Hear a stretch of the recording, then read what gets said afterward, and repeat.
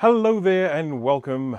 My name is Bruce Rain from Breakers Creations, and I do apologise for the fairly significant hiatus that I have had between live streams. It's been like 3 weeks. I mean, crazy.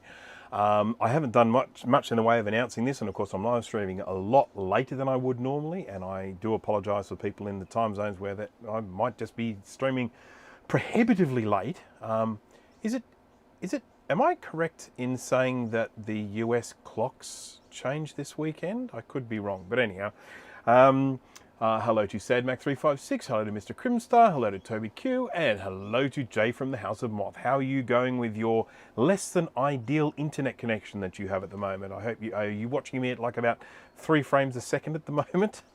They go back 1 hour later. Okay, no worries. So that actually kind of works quite well for me in terms of broadcasting and doing the crossover time with the Northern Hemisphere, because it actually brings us a little bit closer. So, you know, if let's just say I start at 12, I start at midday, let's say, it would be on the east coast of the US. That would make it, I think it was 9 p.m. and that will now be 8 p.m. So it just sort of means that if I'm a little bit later, it's still in a reasonable time in that part of the world. So anyhow, that's that. Who else have we got? We've got Mystery Margot, hello. We've got Michael's Workshop, hello. We're actually working on something for Michael today. Thomas Armstrong, All Things DG, M. We've got M. We've got someone called M here. Is that like pop music? Everybody talk about pop music. New York, London, Paris, Munich. Everybody talk about pop music. That's for anyone who isn't old enough. That's a song by a band called M from about 1980, 81 maybe. Anyhow, Oz Retro Comp, hello. Thank you for joining. Retro Techie. Oh, Action Retro is here. John Roberts, hello. Apples Anonymous, hello. Mac84, Steve, hello. Did you find out what the explosion was, Steve? He sort of mentioned in our little group chat that he heard the sound of some sort of explosion and was sort of sitting back and waiting to see if the apocalypse had just started or something like that. So, oh, you like the yes? I've had this for a little while now, but I think I've done one live stream with it, but only one. The only thing I don't like about it is so friggin' bright. If I could find a way to dim it a little bit, sort of play around with the transformer and start it to maybe get it to output slightly lower voltage so that it wasn't as bright. But it's got all of these fancy moving effects and stuff like that. I'm not sure I can be bothered. Maybe I should just go and get a big tinted screen and stick it in front of it, make it darker that way. 1979. God, is it that old? Crikey. I would not have said. Okay, I mean it makes sense, I suppose, because I'm old. Second fixing stream in one day. Wow, who was the first one? I'm competing with Dan live streaming and playing games. Yeah, I did see that one there. I saw him saying that he was going to stream it. And then I was about to start and I saw he was still going. So he must have been going for quite some time. Oh, it sounds like it's going to start raining, so yay. NK Morpheus, hello. So a couple of things I just want to mention quickly. Michael from Michael's Workshop is in the chat at the moment. He has an interesting one. So he basically sent me this hard drive. Now this is a 2.5-inch SCSI hard drive. These are a pretty rare animal these days. They were used in a lot of the early PowerBook laptops, like the PowerBook 100 series, and I think some of the Duo docks or the Duo drives as Duo computers as well. But Apple changed over to IDE hard drives in their laptops pretty quick smart. So there was a very small number of computers that used 2.5-inch hard drives. So anyhow, he's basically got this 2.5-inch hard drive, and that's great. Wants to plug it in and find out, what's on it. Goes to plug it in. I don't know if you can see this. No connector. Where does one plug it into when there's no connector? Uh-oh. So anyhow, I happen to have this little guy. Same brand of drive. I think is it a Quantum? I'm not sure. IBM. No, IBM OEM. There we go.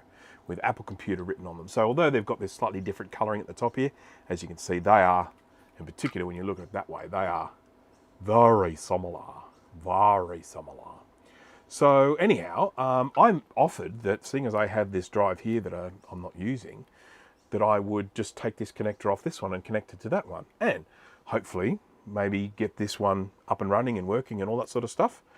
So let's just have a quick look at Michael's chat here. I'll bring it up on the here we go. I bought a Power 160 and the seller said the drive had a broken connector. This drive was inside with no connector pins anywhere inside. No idea if the drive works or not. Now, of course, I have a bit of a theory on this, and I could be wrong, but I suspect that people don't steal connectors off drives unless they don't work. So I've got a sneaking suspicion it's probably not going to work. I could be wrong. I hope I'm wrong. But yeah, we'll see.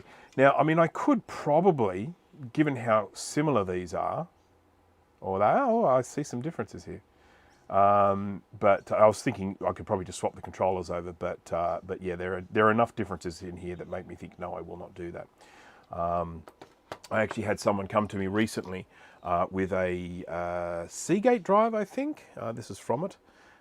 And they were interested in trying to get the hard drive working again. And so they had done a whole bunch of research all on their own for the Seagate drive. You can see here it's SATA connection. They had done a lot of research and they had found out that you can buy these replacement controllers. But the problem with them is the controllers apparently have stuff that's coded into them specific to the hard drive. And if you don't do something about that, you can sometimes swap the controller over and then the drive will just crash the heads. So I have actually seen that happen. So anyhow, they have on them a little, where is it? Somewhere, one of these little chips, which I've taken off, is a little firmware chip or a little BIOS chip. And so you can get a new controller, you can swap the BIOS over and then put the new controller on the old drive and effectively replace the controller.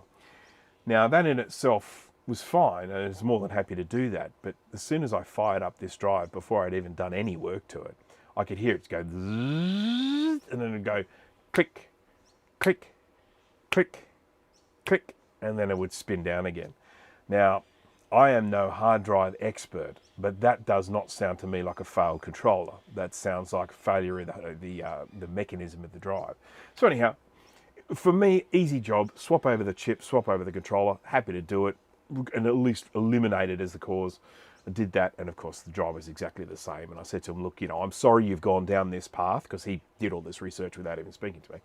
I said, look, I'm sorry you've gone down this path of buying this part from China and all the time loss and everything, but at the end of the day, I really could have told you that this is a mechanical failure.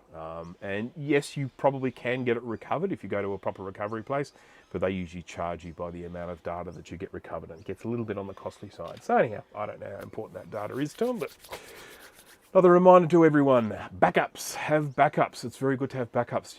It just brings an incredible amount of calmness to your life knowing that you have backups. All right, so let's have a look. Caden Young, hello. If anyone else has said hello and I missed them, I'm sorry. It is stupidly humid here today. It's not particularly hot. It's only in the low 20s at the moment, but oh my goodness, it is humid. It is just, I've got the air conditioner going at the moment just to try and dry the air out. Okay. I see the people in here are just sort of chatting amongst themselves, which of course is fine by me, as long as they remember to smash that like button. Okay, so let's just get back to this view. I'll just get this keyboard out of the way. We're going to have to try and figure out how on earth we are going to get this connector off this drive without melting the thing out of it. So the first thing I'm going to do is take this board off. Let's get a top-down view, shall we?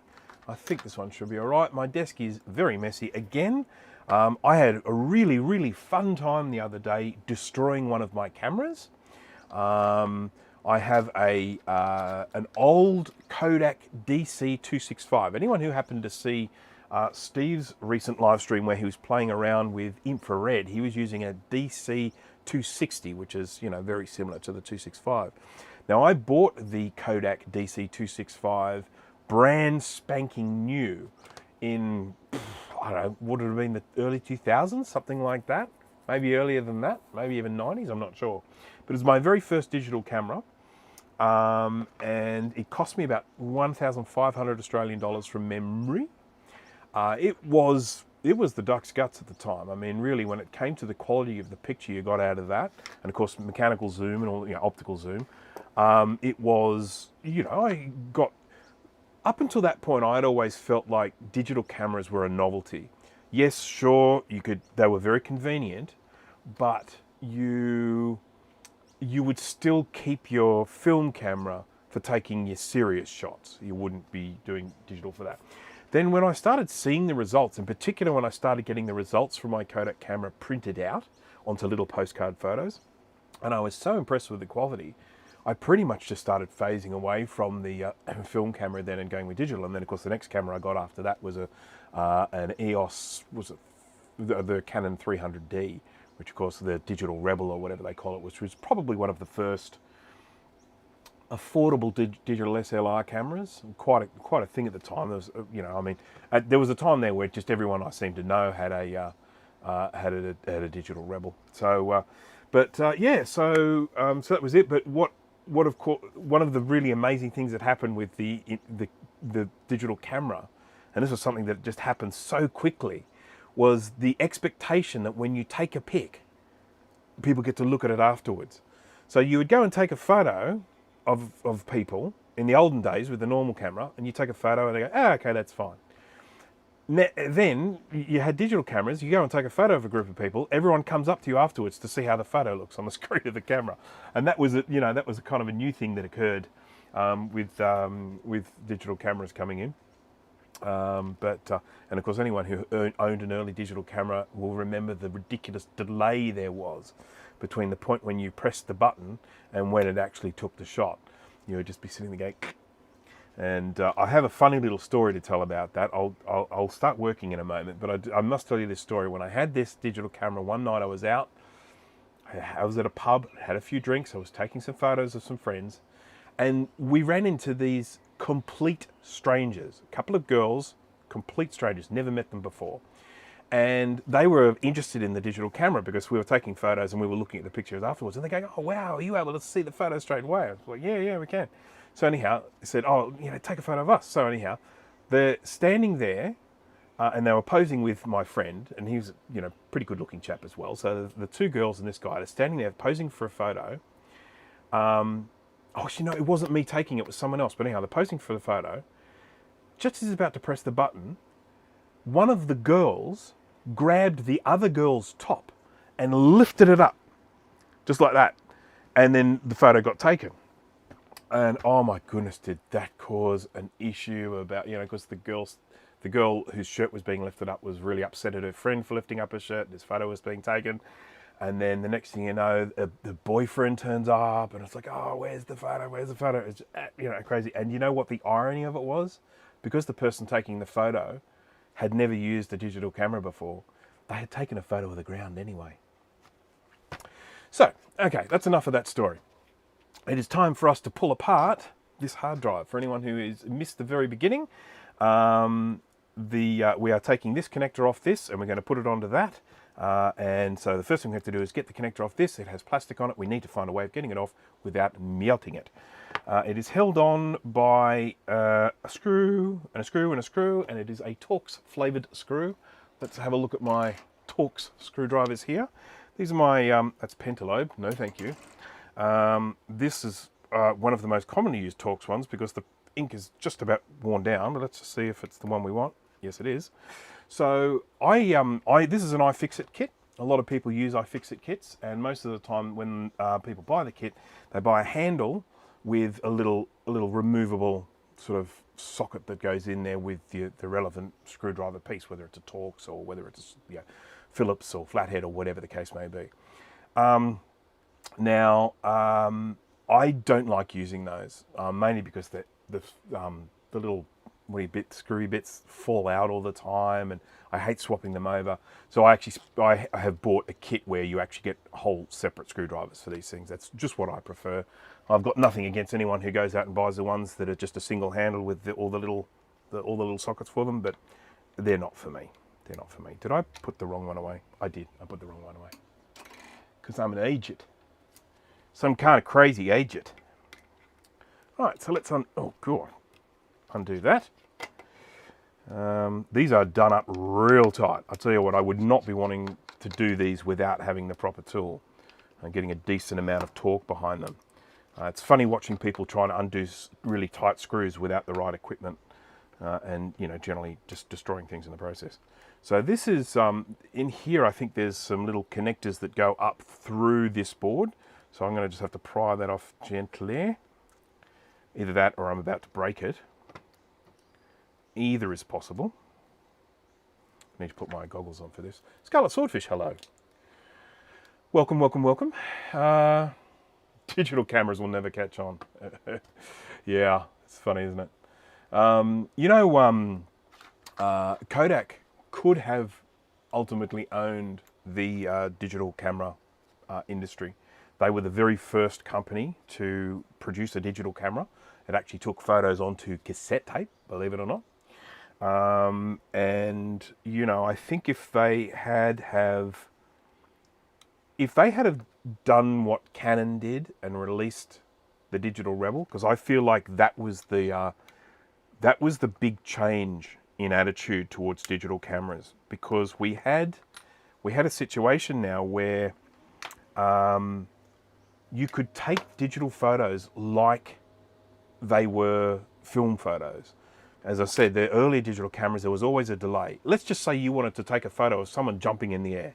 So you get them to jump in the air and you take a photo and they're back on the ground by the time the photo actually takes, because you've got that delay.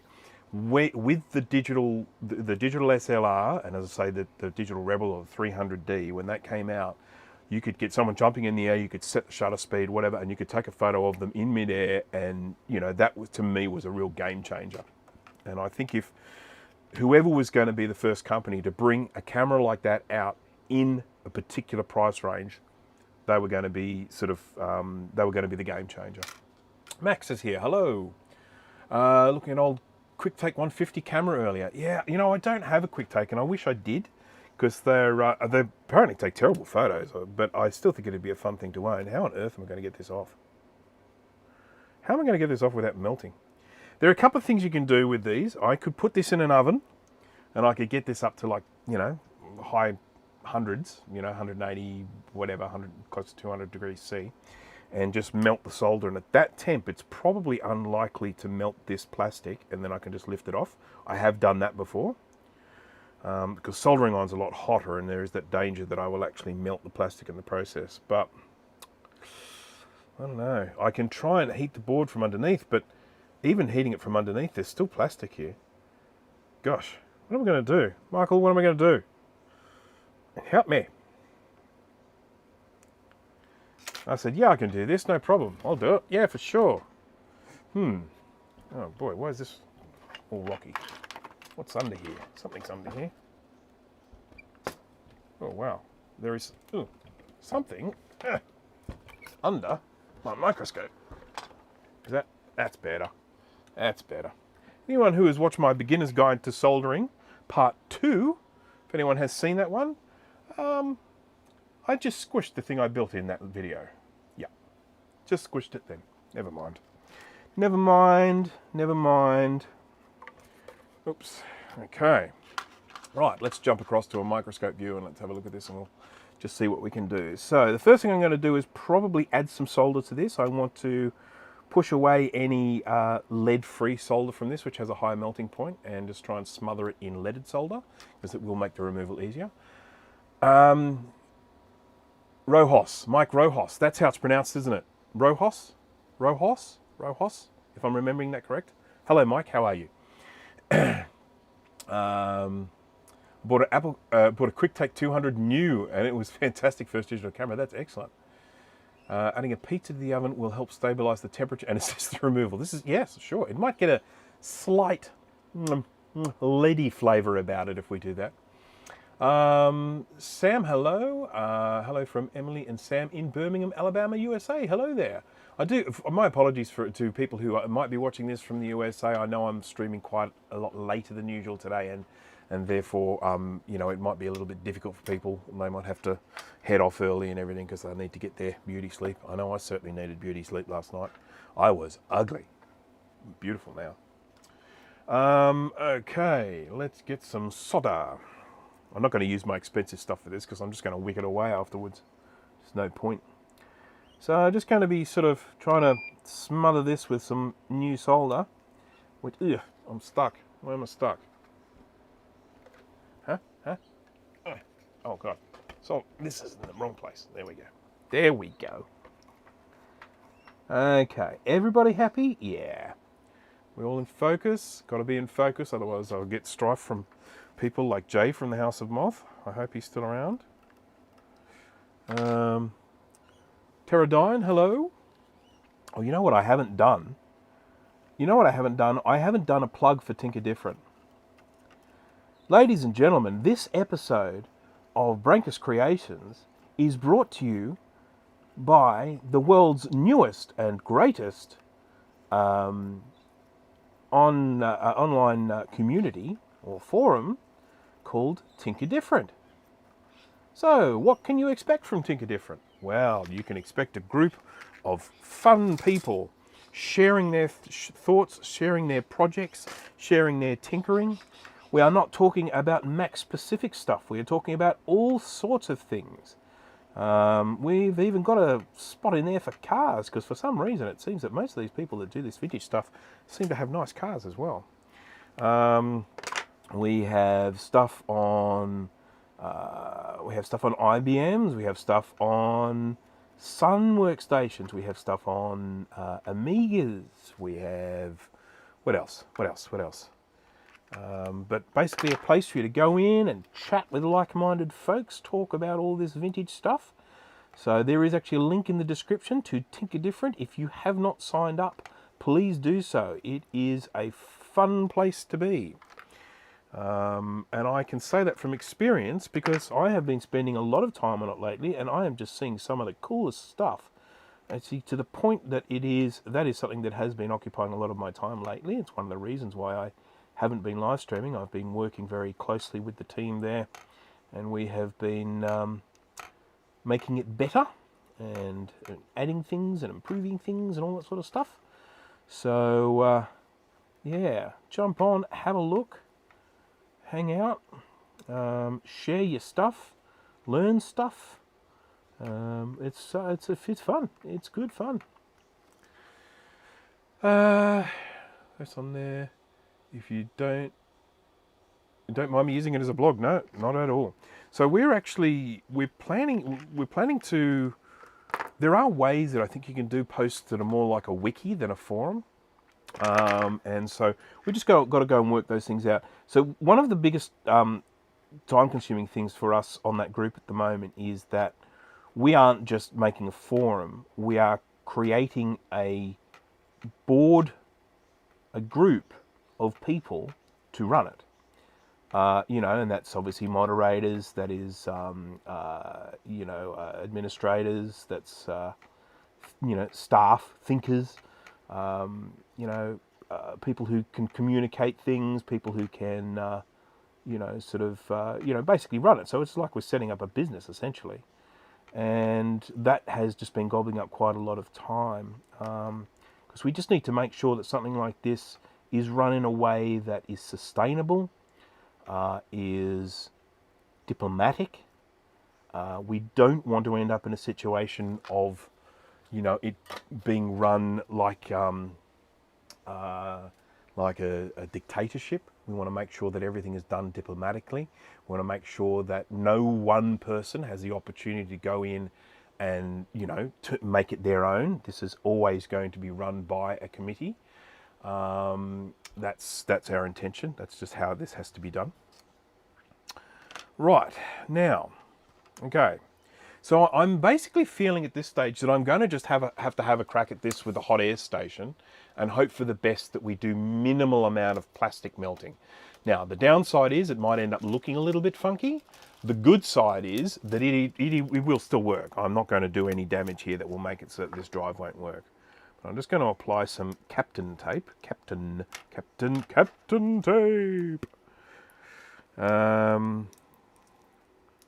Captain Caveman.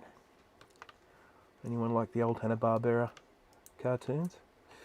Right, so we've got That in there. Right, okay.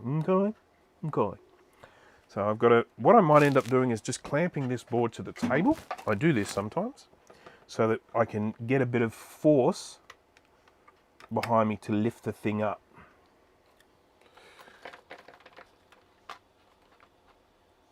Why am I not getting the notification? I have to say, I could be responsible for that today. I was so last minute in setting this thing up. I literally went in and set up this stream 15 minutes before it went live, and I suspect I probably didn't give old YouTube enough time to get itself all sorted. So that is probably my fault, and for that I apologise. Okay, so connector is moving. Is it? Is it moving? I think it might just be the angle that it's coming at. But anyhow, we're going to try and do this now. We're going to try and do it in a way where I don't completely destroy things. I'm going to put some more tape on the end there. Minimise. I am absolutely destroying this Captain tape that I'm pulling off this. I'm mangling it. Okay. I'm doing it again too. What is going on? Hey, Rain, pull yourself together. I don't intend to be only doing this in this live stream. I do have something else in a box that I'm going to potentially be repairing. What's in the box? What's in the box? The answer is I don't remember, but I know it's the next one I need to do. I still do have, I think, one more board to do for Max Button. He sent me a stack of boards. I think there's one more LC2 to do for that one. We'll see. I'll be doing that today, but I may not be doing that in the live stream because I've done nothing but LCs lately. I think I've got another SE30 here as well. I could probably do that too, but that one hasn't been here very long, so I need to, in the interest of fairness.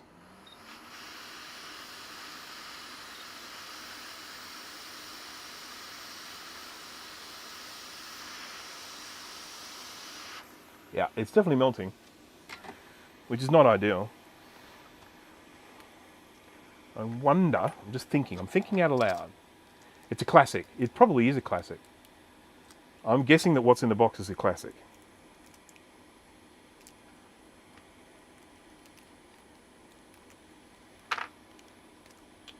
I just need to make sure this tape isn't actually holding this thing down.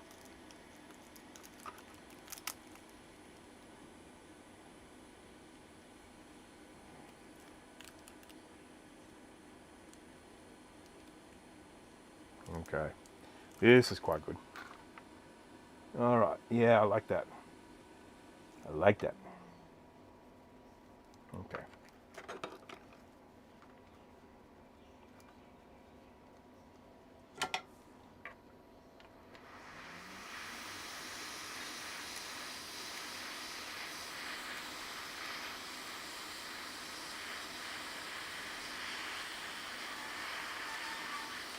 Yay, we got it. That's it. It's off. Now we just see how much damage I've done to the plastic.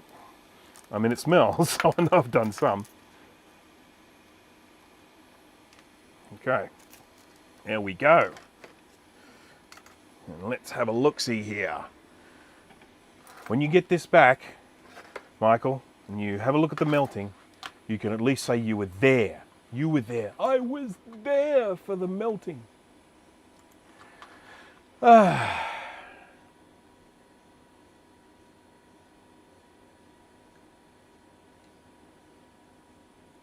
Just checking, making sure I'm not missing anything in chat. So here's a little connector. Isn't it pretty? Now I could probably put this on here without taking the other board off, to be honest. Except that I probably will want to clean the board afterwards. You know, get all the gunk off it. I've ordered some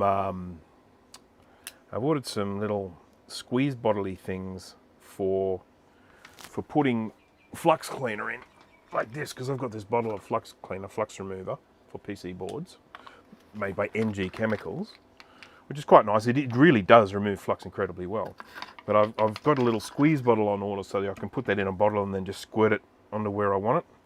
The problem is, deliveries are not going very swiftly here at the moment, and it has been sitting in a mail sorting room for days. and I don't know when I'm supposed to have got it already. I mean, the estimated delivery date has come and gone, and I've looked at it to see where it is, and it's in a mail delivery warehouse. What a pain! What a pain! And I've also got some packing peanuts as well on order, and they're also sitting in a warehouse somewhere, a sorting house somewhere. They're supposed to have arrived already too. Very frustrating. Right, so tell me something, Michael. Are you wanting me to fire this up and see what's on it, or see if it works as well as repairing it? Is that something you want to get all the fun for? Save that for yourself. I don't want to take away your moment. Oh, that's why it's not going in. There's a piece of plastic stuck in there. How'd you come? You can't see that though. Well, you sort of can, just a little bit in the corner. Right, let's see. Yep, good. That's good. Is it really? Is that true? COVID outbreak in Australia post warehouse in Sydney and Melbourne. Is that true, or are you just making that up? Because I was just thinking to myself, that sounds like it could actually be true. I'm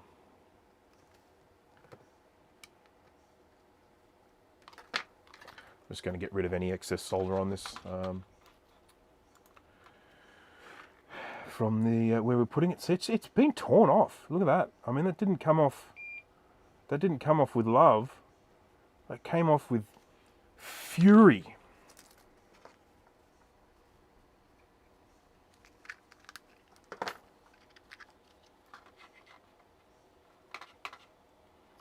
Hello, Joe. Thank you very much for joining. Goodness me, look, you're all back there and I didn't even notice. Hello, Joe, and welcome. I always get the nicest welcomes from Joe whenever I join his stream, so I need to make sure I am also making him feel very welcome. There's a little bit of a pin on that one. So anyone who has just joined, this is a hard drive, a SCSI hard drive, 2.5 inch, one of the drives that you would have put in an old PowerBook 100 series back in the day, or a Duo, PowerBook Duo. And the connector, at some stage in this drive's life, has been literally ripped off. Ripped.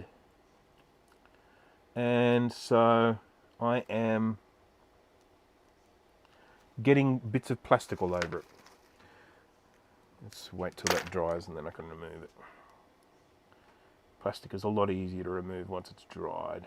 When it's all sticky, it's impossible. Right, there we go. So, and at the moment I'm deciding whether I'm going to be lazy and... Oh, I just heard thunder. That's cool. That's cool. Could be interesting. Lazy and just try and clean this up and solder it on without putting it in the ultrasonic. But I feel the more I do this, the more I feel like that's not going to happen, and I'll end up having to take the board off and ultrasonic it.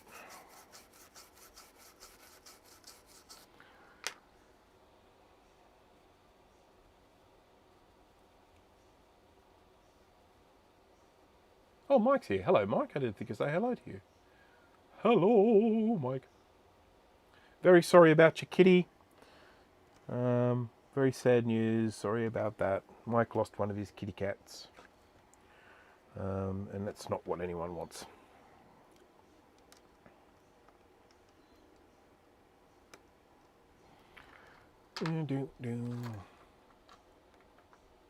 Adam McGee, hello.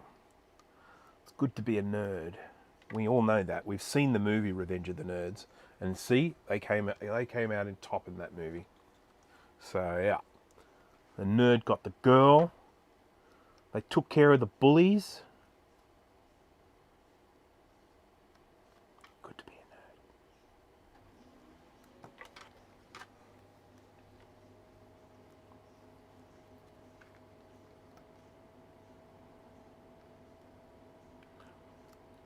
nerd. The melted plastic is actually making this rise up a little bit. I might see if I can actually, before I get this past the point of no return. I might see if I can smooth it down a little bit.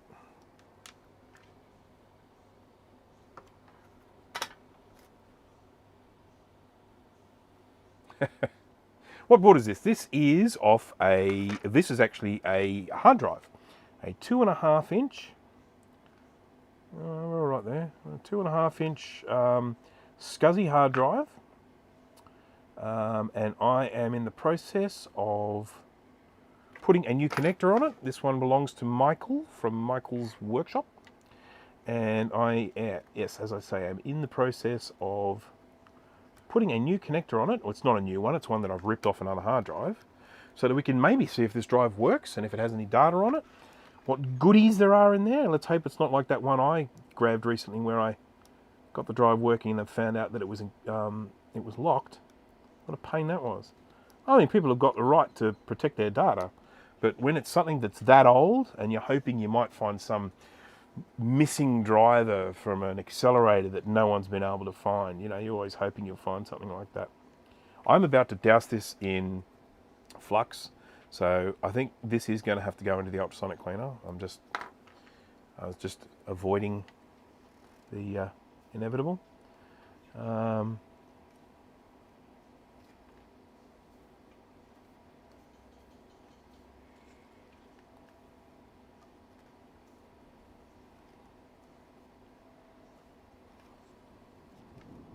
Ooh, crikey. Anyone else hear that? This could end the live stream. If it rains heavy enough, it could actually make it virtually impossible for me to talk to you, because I am in a metal workshop, and if heavy rain starts hitting the roof of this thing, I'm not sure you'll even be able to hear me. So we'll just see what happens. I'm going to get rid of a little bit of something in here. Some grit. Grit. You get some grit. Come on, grit. There we go.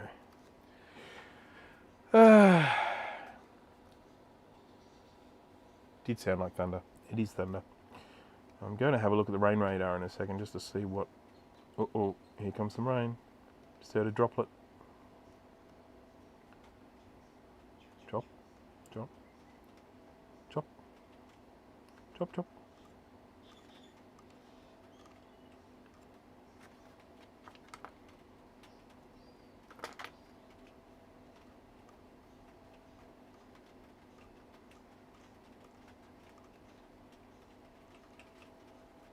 Right, well, I think we're pretty much done.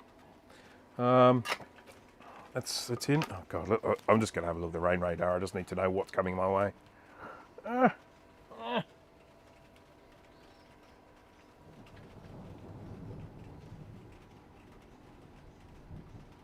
my phone's running out of juice.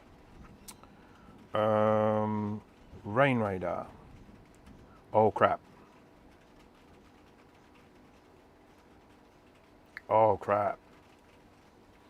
Okay. All right. It's going to be over quite quickly, I believe, but it is going to be very, very heavy, so something to look forward to. Okay. There we go. Let's continue while we can, and we'll just see what happens. We'll find out whether this is something, whether this will be a stream ender, or whether it'll just be a minor inconvenience. Oh crap. I just realised I've got something sitting out in the rain that probably shouldn't be out in the rain, so I won't take. Good. Just give me 2 minutes. Actually, it won't even need to be 2 minutes, it'll be more like 30 seconds. Do-do-do-do. You can move. You can move. You can jive. Having the time of your life. Right, I'm back. Okie dokie dokie dokie. Right, so let's just have a quick look at this. These all appear to be soldered on well. I don't think I've bridged anything. That's what I need to check for. Make sure I haven't, especially down here where I wasn't actually soldering. Is there meant to be a component there? I sure hope not. You can see there's a little thing there. Let's have a look at the other board. Where's the other board? Here we are. Oh, okay. It's a spot for, I think, an LED. I could be wrong. These boards aren't exactly the same, but you see we've got this little light emitting diode here. And I didn't remove one, but maybe it got knocked off. That looks to me, I could be wrong, but that looks to me like that is a spot for an LED there.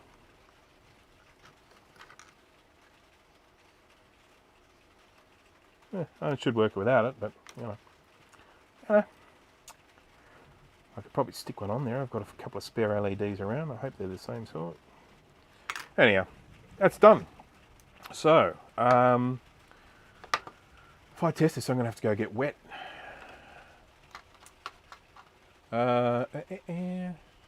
So, just checking up here. Did I ever get past that drive lock? That was from Michael there. That was the drive lock on that one. No, I didn't. I found out that you could, if you put a different drive, you know, what do you call those things? When you format a hard drive, it puts a driver at the beginning, at the top. I can't remember what, there's a word for it, but it's escaping me at the moment. And they said if you replace that with a different one, it'll work, like a non-Norton one, which I did. And that then allowed me to run unerase on it, Norton's unerase. So I was able to actually scan the drive to see if the directory I couldn't get, but scan the whole drive to see if there were any fragments of files behind. And to be honest, there was really nothing there of any value. So I just, stuff it. Sorry, I've got too many things in my pocket at the moment, and it's rather uncomfortable.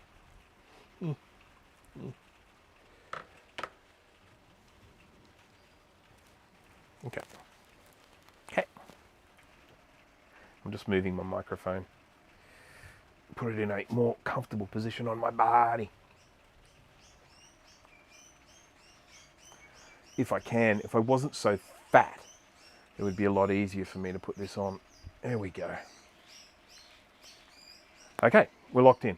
Right, have I still got sound? Yes, I have. So it's a joyous day. Right, so now we're past the unpleasantries of my pocket being uncomfortable. Now we can move on. All right, so this one here, we do want to test it. I will need to bring a few things down to do that, so I won't do that straight away. The next thing I'm going to do is have a look at this box. We've got a box. See what's in it, and we'll see what we're about to work on. I might just put this board back on this drive here up this here, so that I don't lose the screws.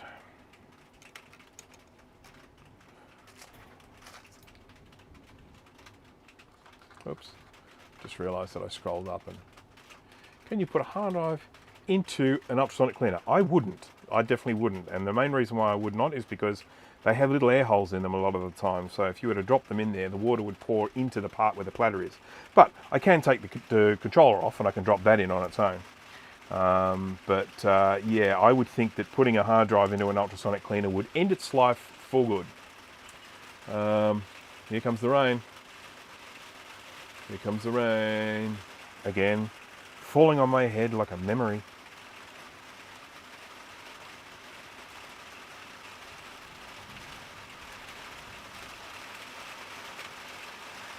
Can you guys hear that? I sure can. More importantly, can you still hear me? I guess that's the main thing. I can barely hear myself.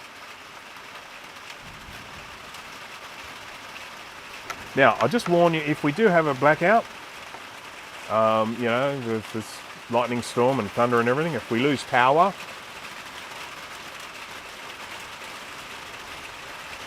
shitters.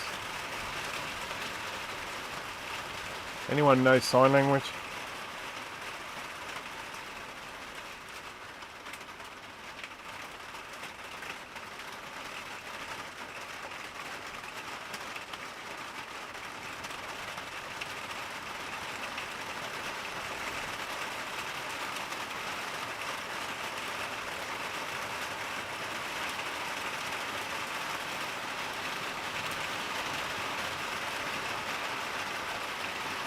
Sorry everyone, might turn the volume down a bit.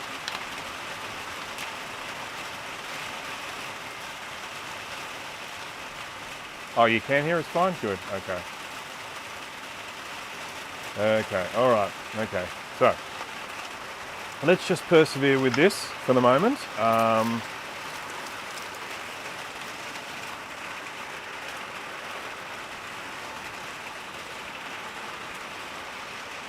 I have, oops, a box. Haven't got room for it, but there's a box here. Express post. Woo! I'm going to open the box and we're going to see what's in it.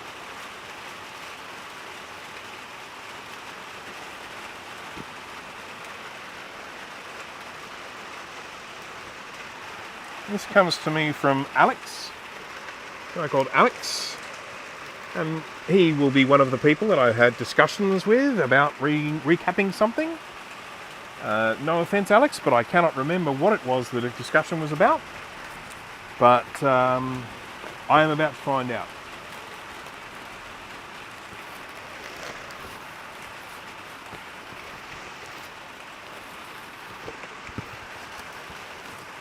Holy crap. Oh my goodness. Okay, what do we got? We've got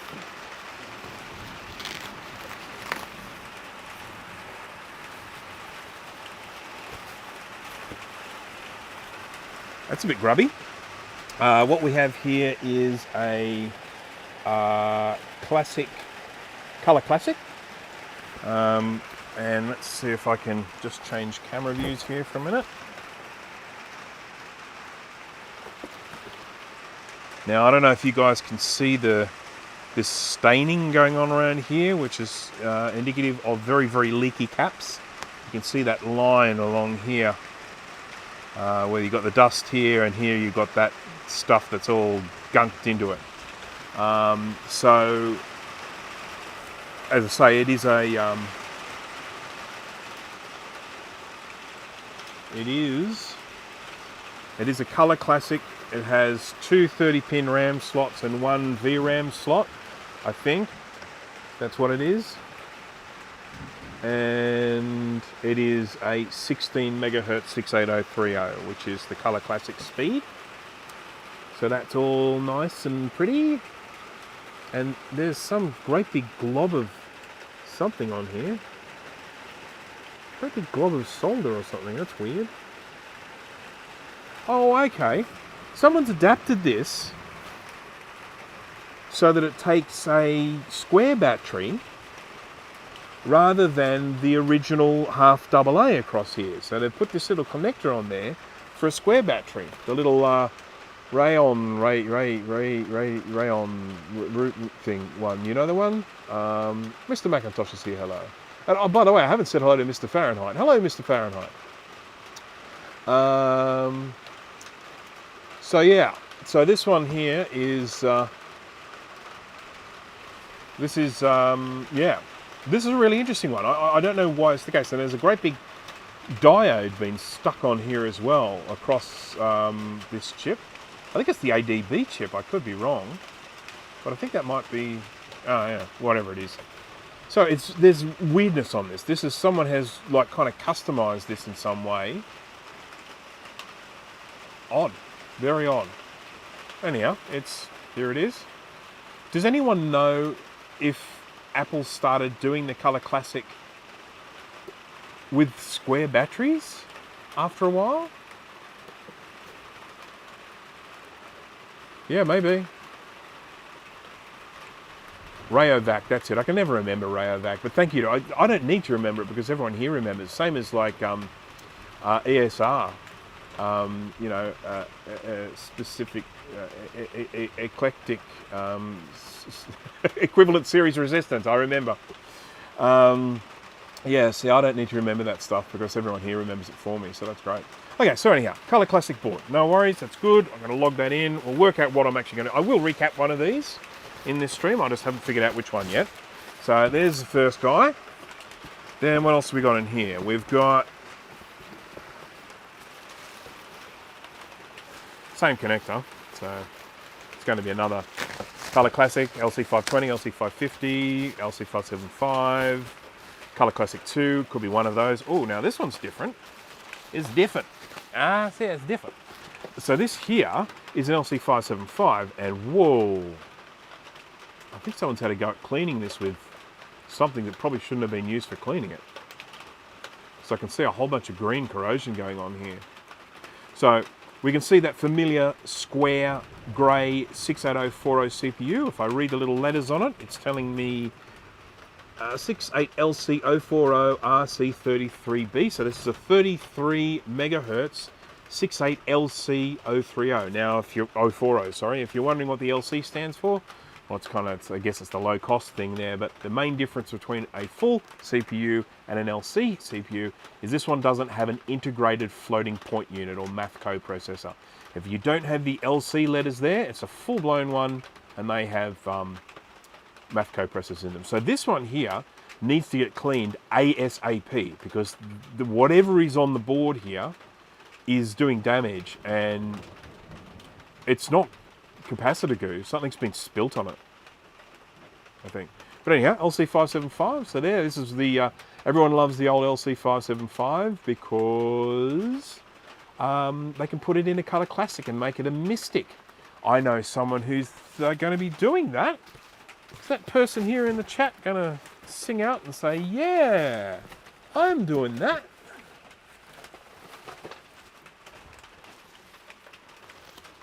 Mystic. And in actual fact, once upon a time, everyone was like, oh, I want an LC575 board to make a Mystic, and they were hard to get. I mean, I ended up getting one. I just jumped onto Facebook one time and I said I need an LC575 board, and someone just came back and said, I've got a couple. We agreed on a price and I got it. Didn't pay much for it at all. I was happy about that. These days, oh, Mr. Fahrenheit is throwing Canadian dollars at me.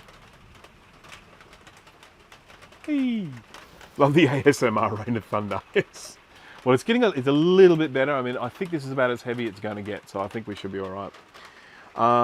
So one of the interesting things that's happened with the LC575 is that those cases are very brittle. And when people buy them and then they potentially ship them and then they fall apart, and the next thing you know, they're an absolute mess of broken plastic. And then you end up with a surplus board. And so there are probably more LC575 boards floating around these days than there used to be.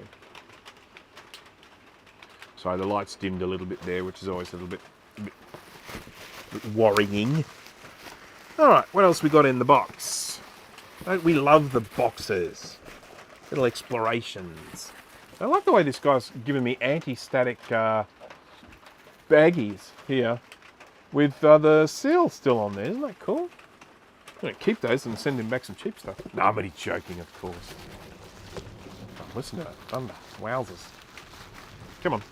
This one's all sealed up. There we go.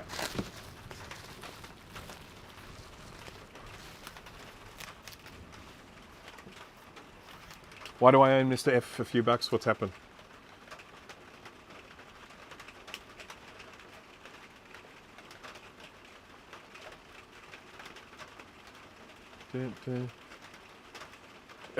It's same here, $2 a coin here as well. So, and believe it or not, Canadian dollars I think are very, very close to Australian dollars in terms of their value compared to the greenbacks. So, yeah, so that's, for me, that's $2, man. That's going to be as good as 2 Aussie dollars, and which is also a coin, a small gold coin. I might even have one if I had my wallet on me, which I don't. But they're a little gold coin about that size for $2. Oh my God, look at my nails. Crikey. Got to get those done. All right, so what we've got here is a slightly more conventional, oh my God, look at that. Can you see that? That is a mangled pin on the connector. I would say that's probably been lifted up when it got put in the bag. I've seen it happen before. It's happened to me before when someone sent something to me. So you guys as my witness, I didn't do it. It wasn't me. There is some good news. There is a slight silver lining to this dark cloud that is this connector. As long as you don't snap them off, I know ways of getting them flat again. So I'm going to be using my ways. So close that there.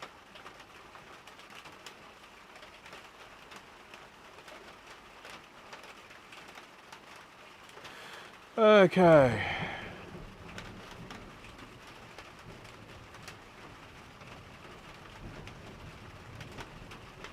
There is a detailed severe thunderstorm warning for Greater Sydney area. Well, I'm in Greater Sydney, the greater part of Greater Sydney. But I've had a look on the rain radar. It doesn't look too bad. This looks, I mean, this is, compared to what we get here sometimes, this is pretty mild. So, yep, all right. So this one might end up being the winner for what we recap today, because now, should just mention we've got in here, this little socket is filled. It has a 68882 Motorola floating point math coprocessor in there, which should just make this classic way better at maths. So, yeah. So anyhow, I'm not going to put this back in the bag because that is just way too freaking dangerous to do so. So this one can stay out, but I am going to take some photos of it. Holy crackle. It's getting worse. Right, what else have we got here? These ones are heavy. Oh, this is heavy. Oh, hello. Look what we have here. I'll let the chat have a look at this and see if they can identify it. I know exactly what it is. Oh, ow. Come on. It doesn't fit in here very well, but never mind. I'm going to have to wreck this bag. There's no way that's coming off without being destroyed, so let's just destroy it with purpose.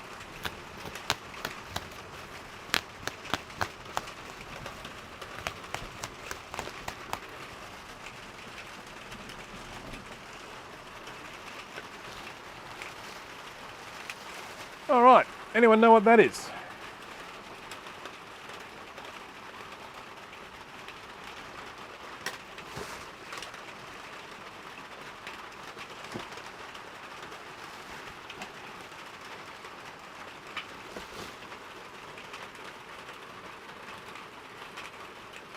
Oh, I better scroll down so I can read the chat. Yep, Joe's got it.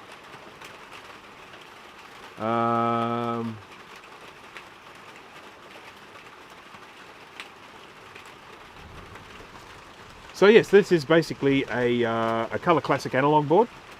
This slides into the base. It's actually quite easy to remove. If you look in my featured videos, I think, of my channel, there is actually a video on how to remove this. And it is quite an easy process. There's a whole bunch of things that need to be unplugged in the process of doing it, but it's pretty straightforward removing it. So yeah. And these ones have problems with specifically the caps in this region. So you got to replace these guys. You got to replace these guys. They've all got to be replaced. And this guy here as well is also a nightmare. It's 3300 microfarad, 16 volt, I think, off the top of my head. I can't read it from here. Is it 3316? I have to order special ones for this because they're little squishy flat ones. Little squatty flat ones down there. So that needs to be replaced.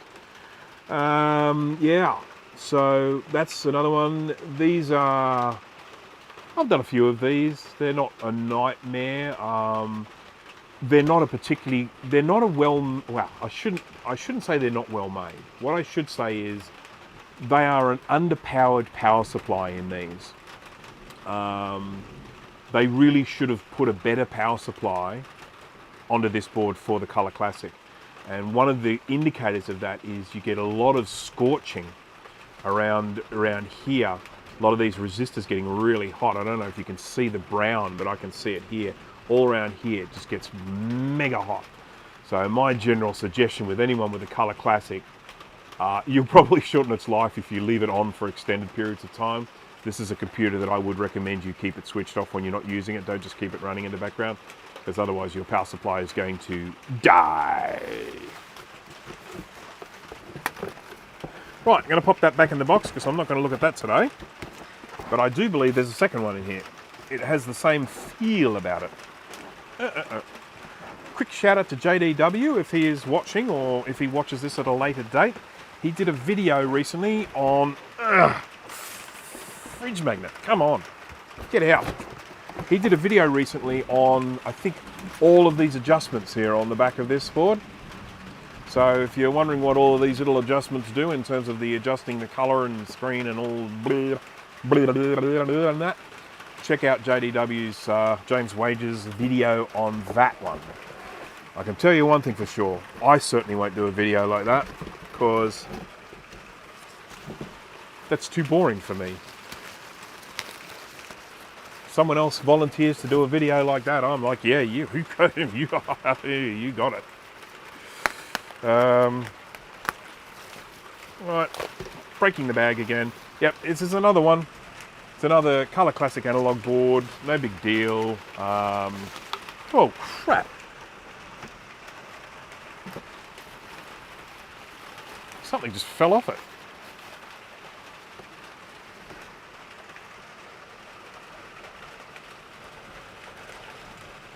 Very dusty, this one. This one will probably need a decent clean. Alright, so what did I lose? Or did it land on the floor? Anyhow, let's put these in, because we're not going to do anything with these today. There we go. Put those to one side. That side. Wow, look at all the things that have fallen on the floor.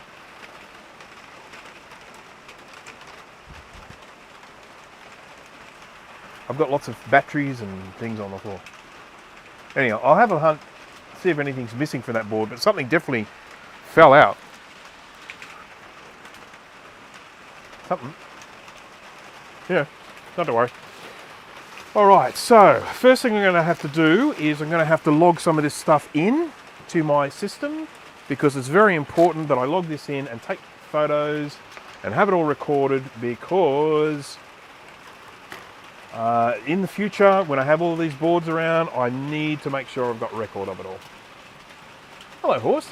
Welcome to the stream. I'm concerned you have a rabbit wandering around making mischief. I could well. Or is you referring to someone else? But if you are referring to me, it is always possible. Right. Okay. I need to continue that conversation I've been having with you, Horst. We've got to figure out the exchange that we're doing. Make sure that we've both got an equitable swap. That I'm giving you stuff that you want, and whether that be equipment or good old-fashioned currency. I'm happy with that. But yeah. So I'm going to take a photo now of the serial number. I like to do that with a little magnifier thingy, because I don't know if you guys have ever used the magnifier feature on an iPhone, but one of the fantastic things it does is it steadies the image for you. So if you're wiggling a bit, if you wiggle it just a little bit, it actually smooths the image out. It's fantastic. Love it. Okay, save image. I'll do the same for this one, because this needs to be taken with the magnifier.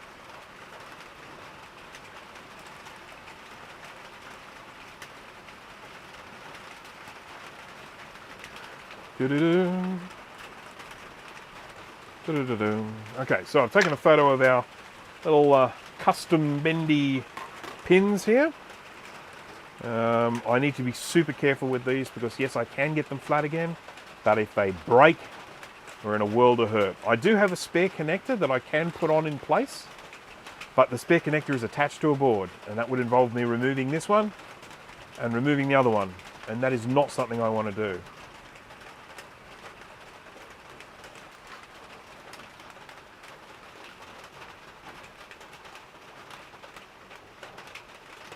There we go. So that's me taking photos for posterity. And then I'm just going to enter this into the thingy-jig thing. Oh crap, I need my phone again. I just put it away.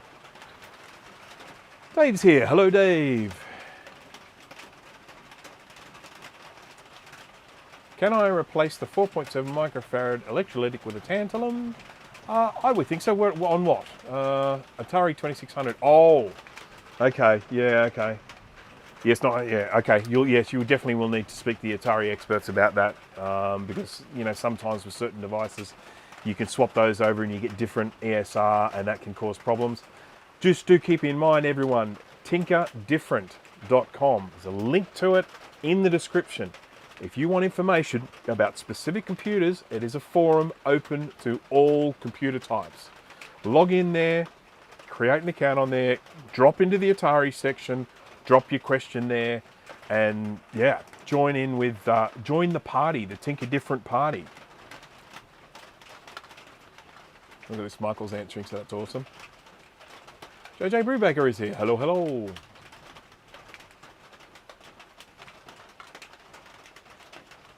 Thank you for that, Joe. TinkerDifferent.com. Thank you, thank you, thank you. All right, so, oh, goodness me. There's quite a few people watching at the moment. I have to be on my best behaviour. 45 people. Thank you to all of you. Right, so what am I doing now? I am logging this in to my job trafficking system, and I will do that as quickly as possible because I appreciate that me doing that is a little on the dull side. Drop across to there. I am going and add a new customer because this is a new customer. Oops, someone sent me a message. All right, there we are. My job trafficking system has a messaging system in it, so I can send emails to people with the status of their job, and then they can reply to it, and it comes up in my my job trafficking thing.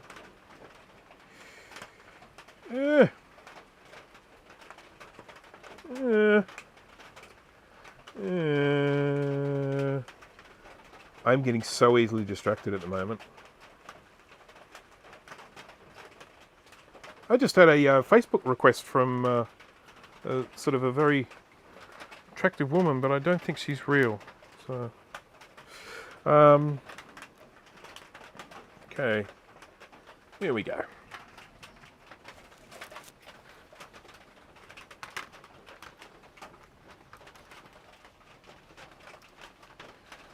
Right, I'm just doing this. I'm doing this as easily as possible. I'll fill in all the details later on. Jawabs. Oh, who did send me a message? Create new job. Ah, yeah, I know who sent me the message. Create new job, and that is for my good friend Alex Lee. And this is a Color Classic. Who can tell me what year the Color Classic came out? There we go. And then we can call this one. Right, save job. All right, it's got a job number now. Job 143. So now I can link those pics to it and everything. Everybody fine. Right. 1993, Nate, was when they came out. February 1993. Yes, Don, you are correct.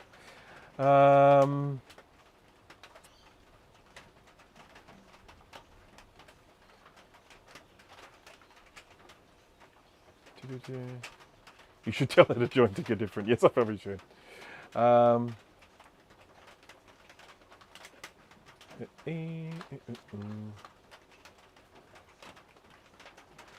She is probably trying to convince me to join WhatsApp for sexy messaging. Okay. Right. Let's get onto this now as to whether I fix this. Oh, this looks good. This looks good. I mean, it looks bad, but it looks good, and I'll justify that statement. So yes, we have got a bent pin here, but it doesn't look like it's flipped up. It's kind of quite a gentle bend here, which means that when I bend that back, it's not likely to break. But look at this. There's actually bits of damaged plastic here, so this has taken a hit. This might have even happened in transit. This might have been perfectly fine when it left, and it's banged into something in transit. So that is possible, which is a shame. But as I say, thankfully, there are ways of sorting that out. So I'm just going to, for the moment, for the now, just going to get this kind of out of harm's way.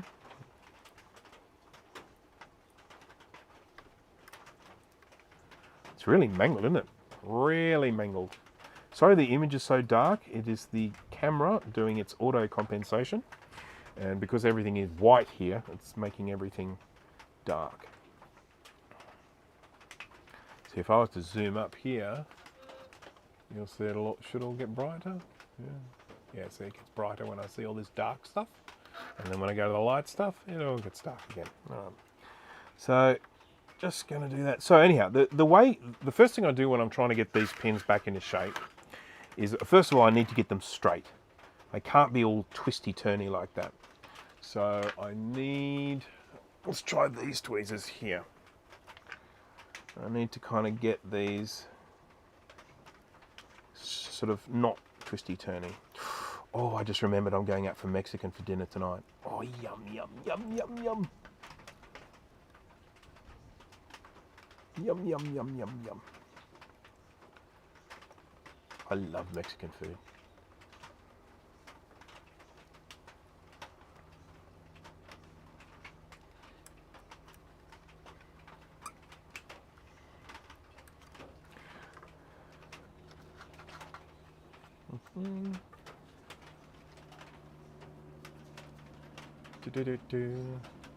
Will you glue or epoxy the pins down? I will do neither, as a matter of fact, and I'll show you the trick. I'll do it on one of these. I won't necessarily do all of them now, but this is what I do. It's kind of like a little trick. Now I get a piece of wire.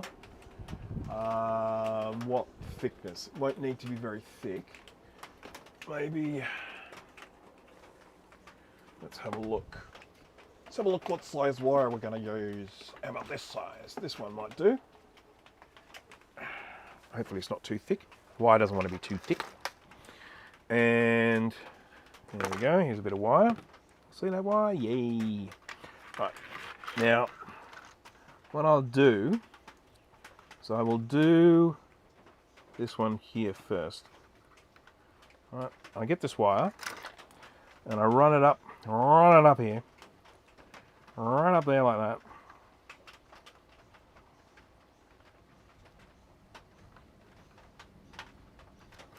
And then I push this down.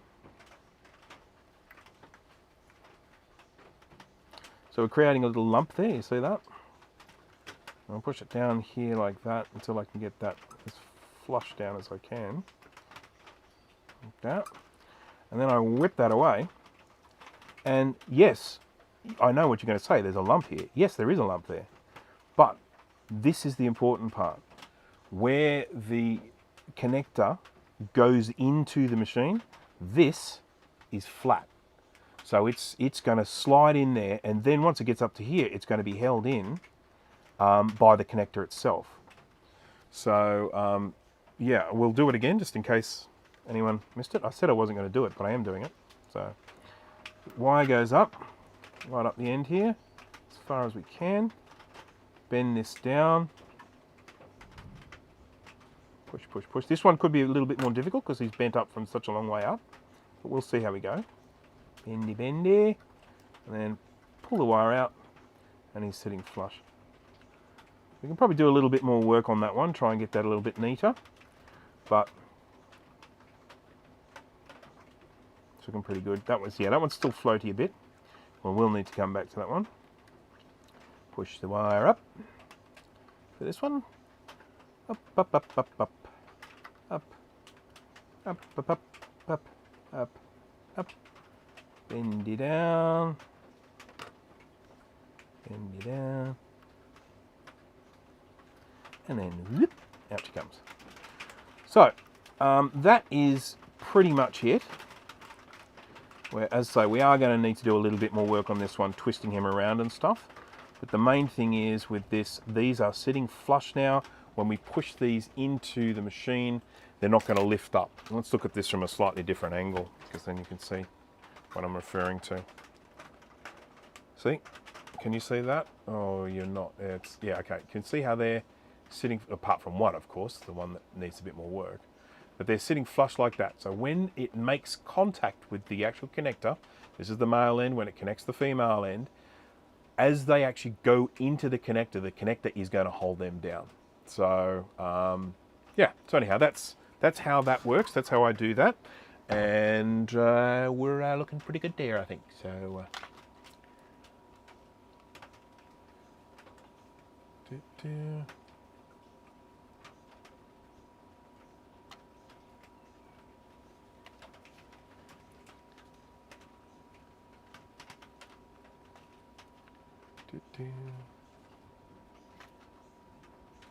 just got to check here.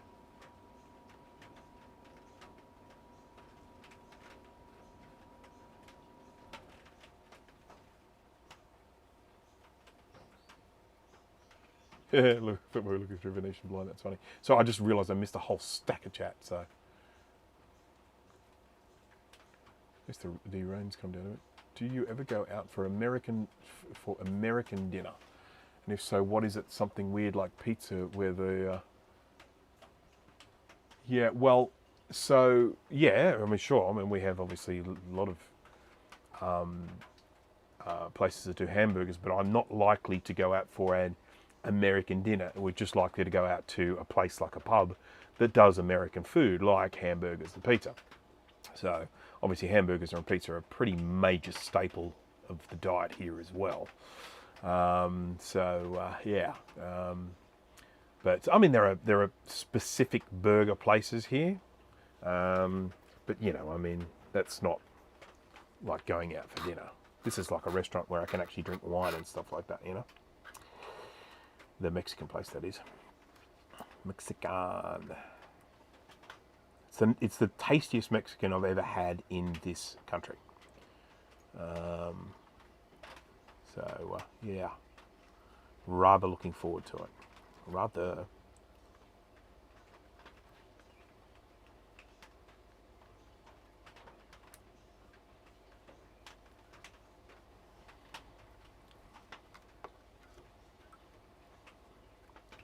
See if I can get this one a little bit flatter. Whoopsie.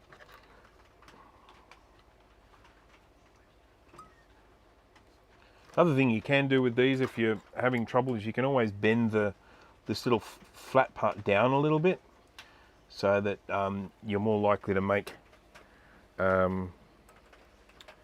it's more likely to be flat, you know, so that it will not get yanked up when it goes into the connector.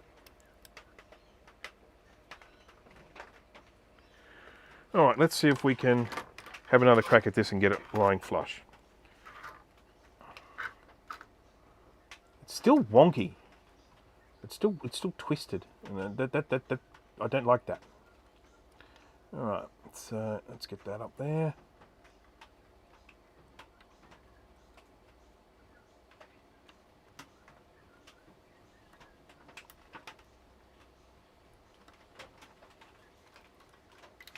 There we go. That one's down. So see how flush that is now. This one probably needs another go. But we're as good as gold with this. We'll need to be super careful with this connector. What I will say to the owner of this Color Classic now is try and keep the removal of this board to a minimum. After a while of being in the computer, these pins might flatten a bit. So this might only be a short-term issue, but I consider that pretty safe now. I would feel pretty confident connecting this into the computer and not going to lose those pins. If we look at that from the side, you can see they're all sitting down flat, and I feel pretty confident that if I go to put that into a chassis, that's not going to destroy it. So that's good. We're going to fix that one now. We've just got to recap it. How about that? I will put a bit of tape on there just to keep them protected while I'm working on it, so that I don't accidentally flick them up.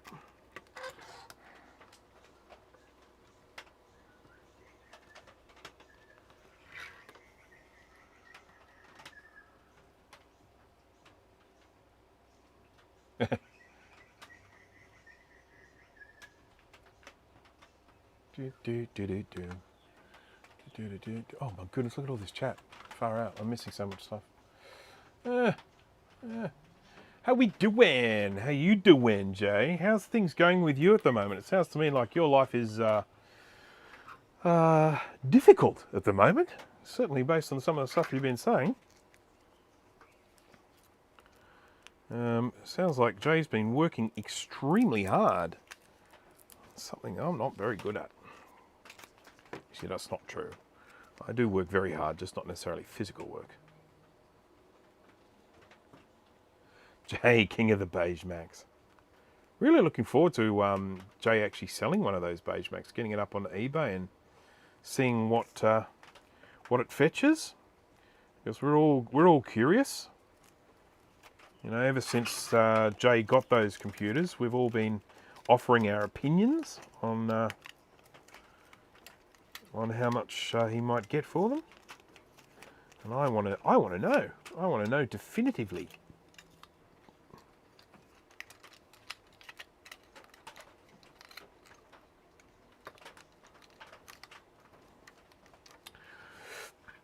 Oh, excuse me.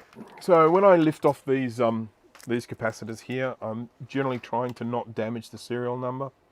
Some people are a bit funny about serial number stickers, so I don't want to damage them. So for that, I'm going to use one of my little metal heat shields. And so I'll pop that there. And then I've got this aluminum here protecting the PDF slot. Hopefully that is enough. And then I will try and aim the hot air at an angle so that it's going to minimize any damage. Potential damage.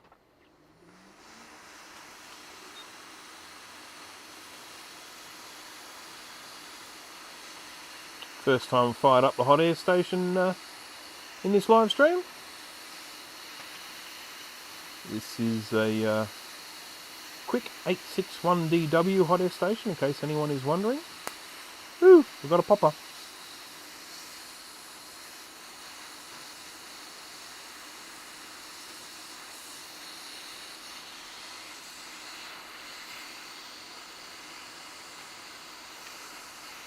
There we go. Second one came off a lot easier because the board was warmed up. Now, serial number looks undamaged. How did I go on this connector? A little bit of melty there. That's a shame. I was hoping to avoid that, but this is thankfully the sort of melty that I can actually clean up fairly well, so it'll never look like it's been melted at all. And always remember that when you're looking at things in the microscope, it always makes them look way worse than they actually are. So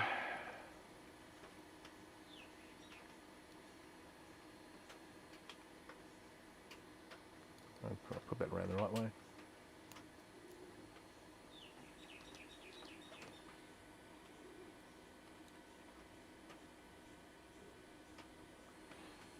Are people talking about hot food? Are they talking about something else? I'm sort of just catching bits of the chat that are going on, and I see that there are conversations going on, and I have no idea what they are. And that's fine. You guys all talk to yourselves. I mean, if you want to specifically talk to me, and you can say, "Hey, bros, what bros? Oh, bros, I have a question for you." But if you're just chatting amongst yourselves, and I don't sort of comment on it, it's all fine, because I can't necessarily keep up with the chat when there are this many people online. It tends to move pretty fast. So this is what I do if I do have an accidental melty. I generally get a scalpel and I just cut any of the bulby parts, the bulb parts that have, where the plastic is bulbed out. I just cut them flat, cut them flush. And when this is all cleaned, you won't even realise this has had so many melty done to it at all. And I'd rather not have melted it in the first place, but it is a difficult spot. I asked you a question, but you ignored me. Oh no! You can ask me again if you like. You can ask me again. I might answer this time. Boom, boom, boom, boom.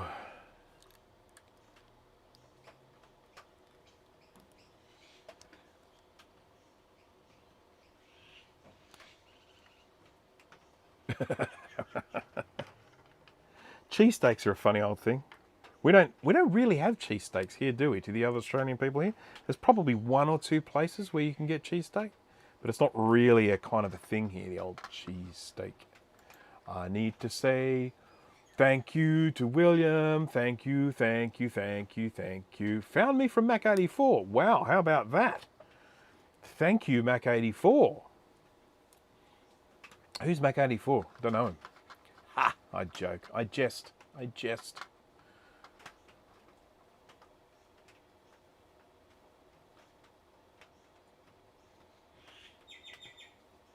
Manny's in Randwick. Okay, that's, I guess, somewhere you can get a cheesesteak.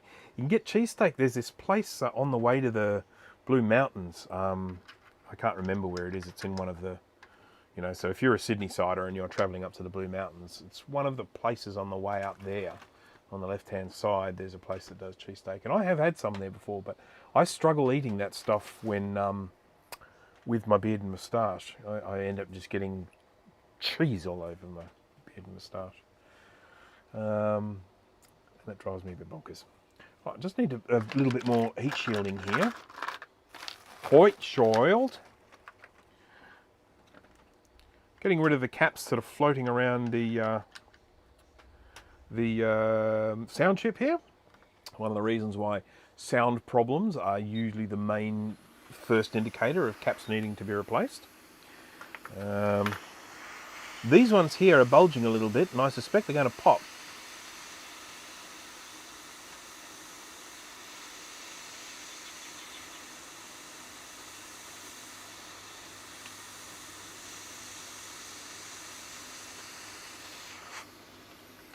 Get him away in case he does pop.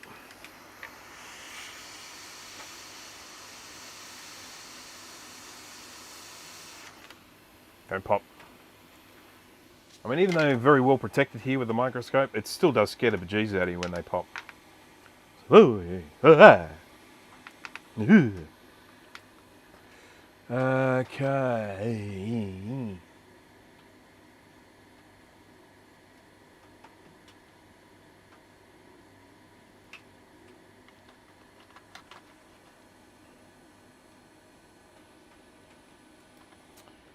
Right.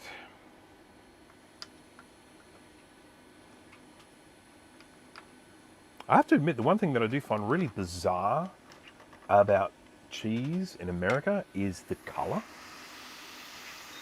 It's like bright orange.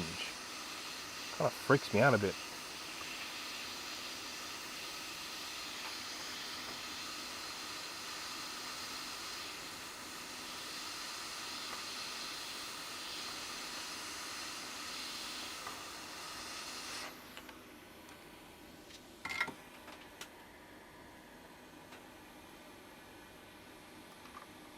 I have to admit, I'm a big fan of pepper jack. You know, sort of like Monterey Jack cheese that has the chili in it. I love that stuff, man. That is awesome. That is something that we've only been able to get here in Australia very, very recently. Before that, you would have to go to like really specialist cheese shops that are importing cheese from overseas. But you can actually get pepper jack now. They don't call it pepper jack, but you can get pepper jack here in the local supermarkets now. And I love that cheese. It is so nice. Anyone in Australia who's actually looking for something similar to a jack cheese, Colby is quite close to it. So yeah, just saying. And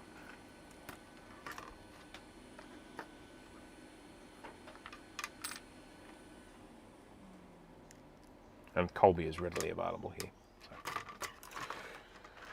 So.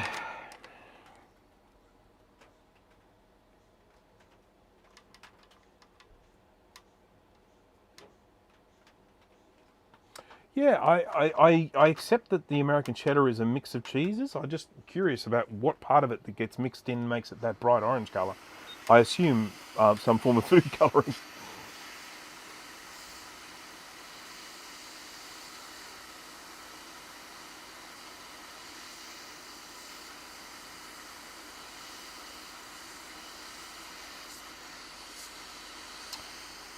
We can definitely see that we've got lots and lots of leaky gunk here on these caps.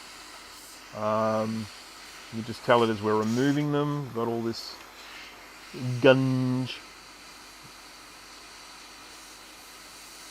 But these pads are going to clean up really nicely.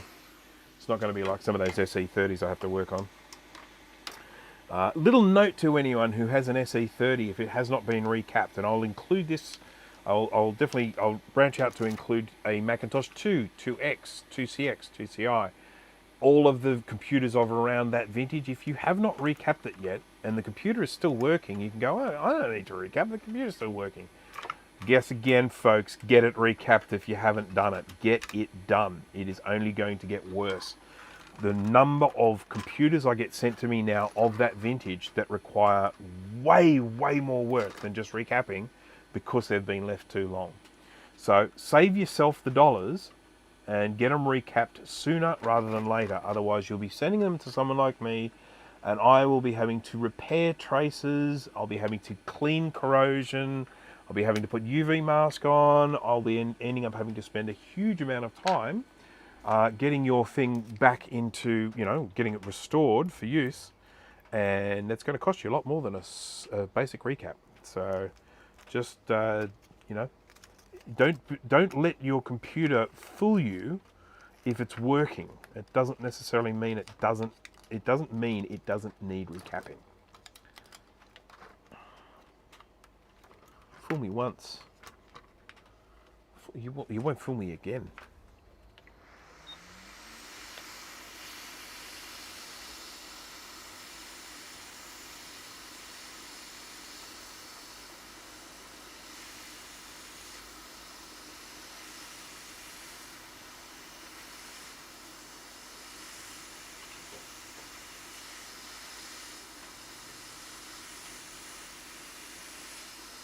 Oh, come off, you stupid thing.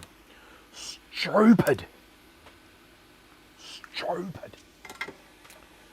There we go.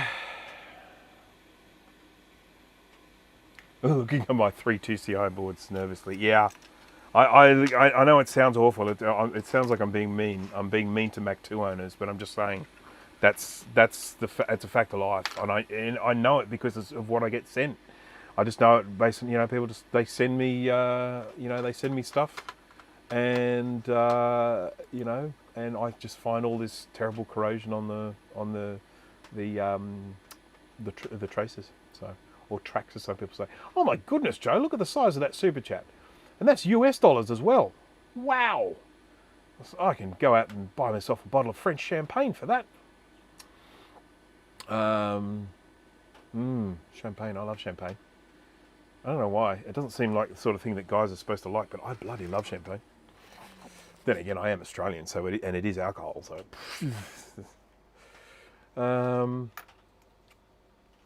How is the foil working compared to the razor blades as a heat shield? The great thing about the foil is that I can get it to move around shapes, like I did there, where I actually had it going around this battery holder.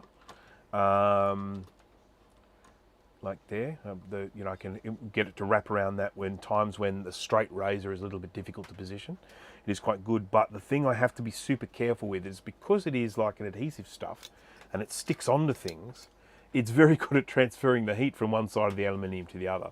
So I have to, as much as possible, try and make it so that when I use it as a heat shield, that it's not sitting right on the thing that it's shielding, because otherwise the heat just passes straight through it. So it is really good. It's very handy stuff, and I do like it. It's a nice thick stuff, good and malleable and that.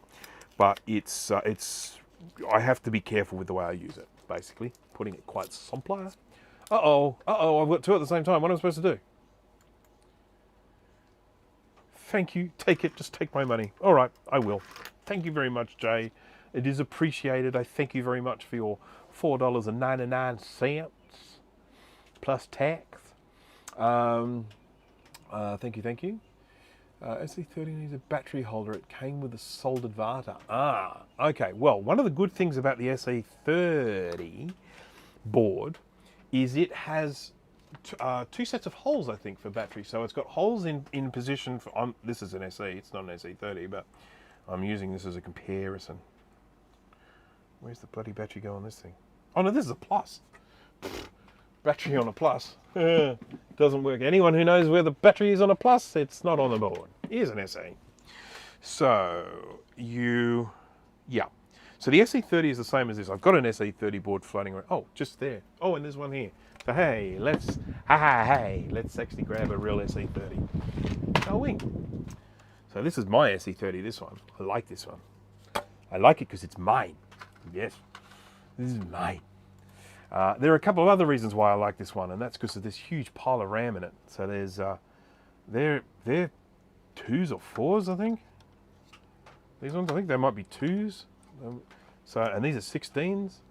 So we've got 64 here, and then I've got like, what, 8 here, I think, something like that.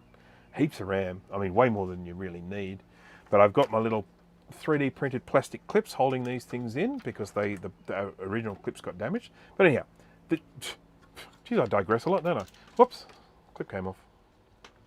Stay clip. There we go. Now, battery holder, just here. No, it's not this one at all. It must just be the SE, not the SE30. So yeah, they've just got one set of pins here. But I'm pretty sure those pins are the right size for a battery holder. Let me just grab one and we can test that theory. I keep lots of, oh, just dropped one. I keep lots of battery holders here. So we've got the 2 holes there and there. And I'll just see if they line up with the holes on this here. No, they don't. So it would have to be a different battery holder to this one. I mean, unless they bend in a little bit. Bend in a little. Oh, you'd probably be able to get it to work. But yeah, anyhow, I think you should be fine just putting a battery holder on. And these battery holders are very readily available. There are 2 different types, 2 main types. There are more, but there are 2 main types that I work with. There is this one here, like that, which is very similar to the original sort, or this sort here. And this one here has this little thin plastic bits on the side so it holds the battery in place. I quite like these ones. They're not original, I get that, but I quite like them. And the other thing is they have this quite strong bendy leads here as well. And so these can actually sometimes be bent. These can, be bent to fit, holes that maybe don't line up perfectly. So I quite like these ones, but I only use these generally for my own computers because most people would prefer to have the ones that look more original. Let's talk about battery holders. Right. So,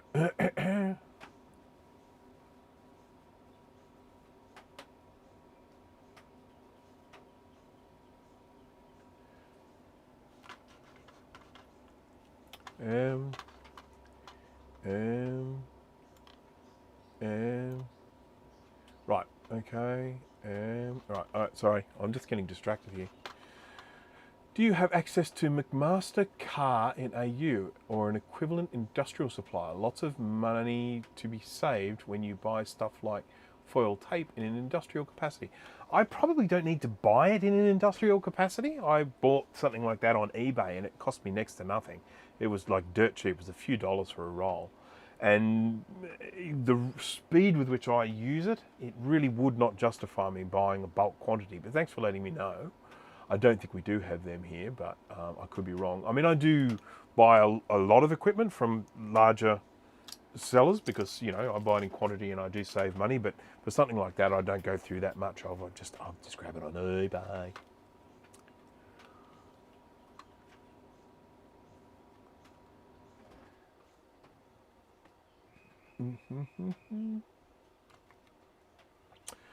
I need to. I do plan to make the little battery riser for the Mac 2 2X.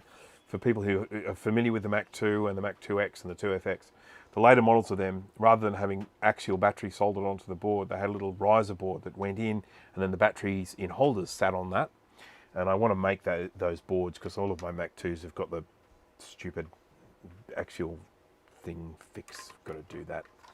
I wonder if we can get the light to show just how bad the leakage is on this one. I'm trying to get it.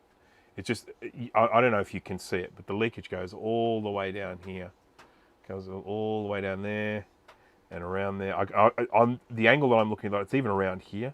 Just all this leakage all the way around there. It's disgusting. Right, now we need to clean this. So let's.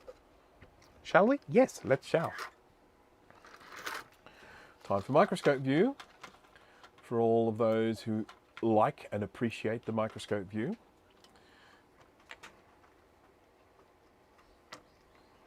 I'm going to do this when we're cleaning these up. I need to obviously be careful to make sure I don't melt this connector.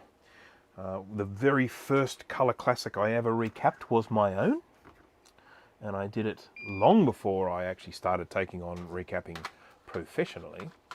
But oh, there's the super chat. I lost it in the microscope view.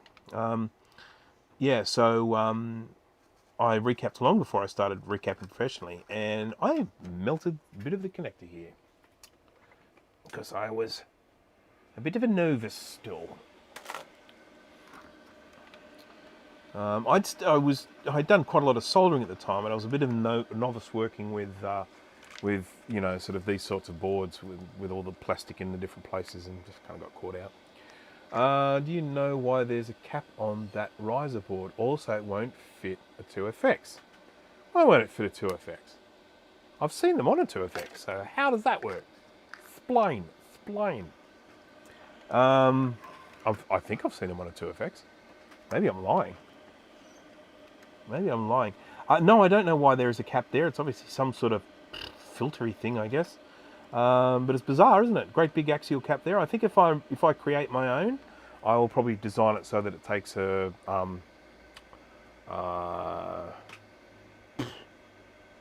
one that's not axial. One with the two leads coming out one side. The word escapes me.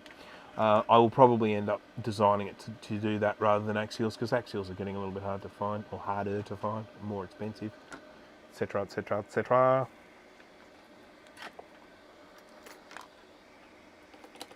Radial, that's the word. Radial caps.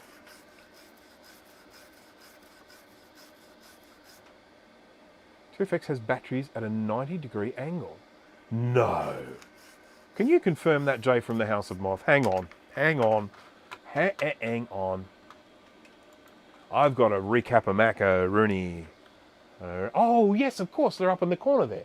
They're actually, no, you're right. Sorry, I just wasn't even thinking there. Yeah, so they're rather than being down in the middle like they are on the 2 and the 2X, they're up in the top corner, up near the sort of power button, aren't they? Down below it. And they're at right angles to each other. Yeah. And they're holders. Yes. So all that stuff I said before about 2X and 2FX, just imagine I said that whole thing without including the 2FX. Okay? So just go back, do the Men in Black thing, you know, with the little thing that you stare into and goes, pew, and makes it. So you're just going to have to just erase that whole bit that I said and forget that I included the 2FX and all that. Just imagine that all I said was 2 and 2X. And then we'll be fine. Okie dokie.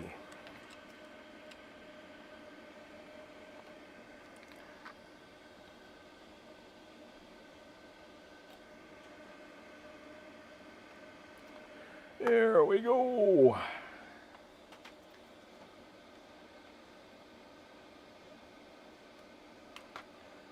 Why not just use SMD at that point? Yeah, you know, maybe. I don't even know what sort of capacitor is on there. I've never actually, well, I might have seen one at one stage with one of the boards I've recapped, but I'm not even sure that I've actually held one in my possession. Maybe.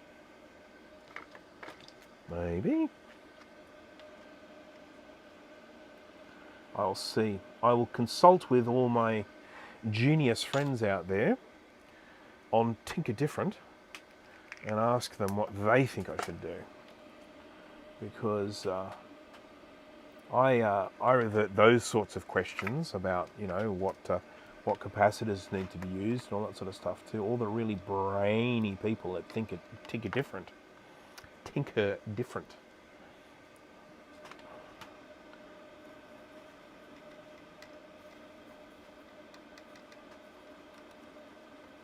Because I am just an imposter.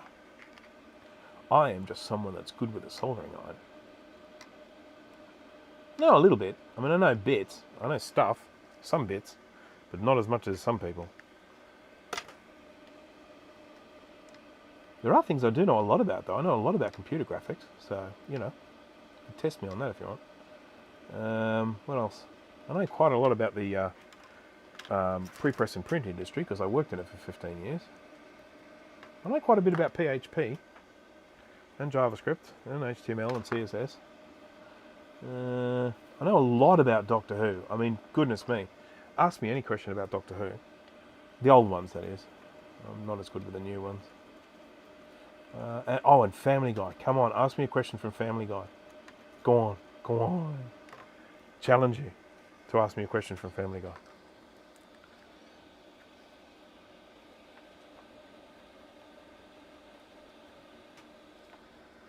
Recap with ceramic caps. Ceramics are, they're non-polar though, aren't they? They're non-polarized. So wouldn't you replace polarized caps with polarized caps, I would have thought? That'd be my funkin'.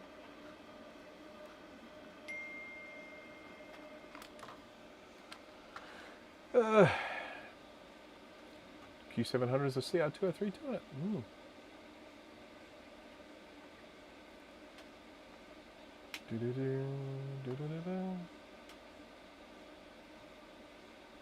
Crap ton of PHP yesterday, custom WordPress plugin. I love PHP. It's a fun language to program, I find, anyway.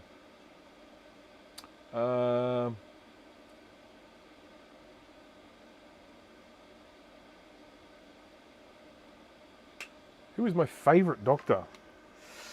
Well, I would say that I probably would rather answer it with 3 favourites. Because I had a favourite when I was growing up, but that was basically because of the Doctor Who that I was watching at the time. So when I was growing up, my favourite was Tom Baker. He's Doctor number 5, I think, from memory. So you had William Hartnell, forgotten his name, John Pertwee, Tom Baker. So 4th Doctor, I think. William Hartnell. God, what's the other guy's name? The really funny looking dude.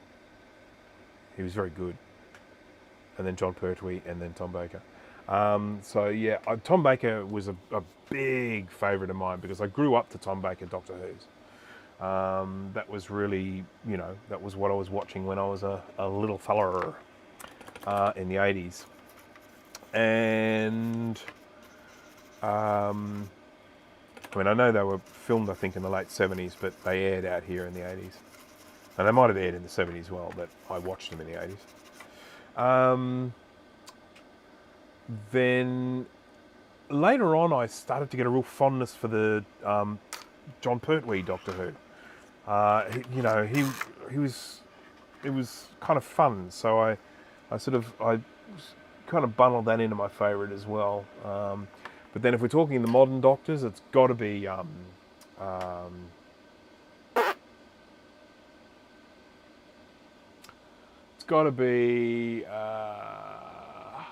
what's his name? The one that came after Tennant, David Tennant. David Tennant was an awesome Doctor. Just saying. That would be my... But these are, of course, just my opinions.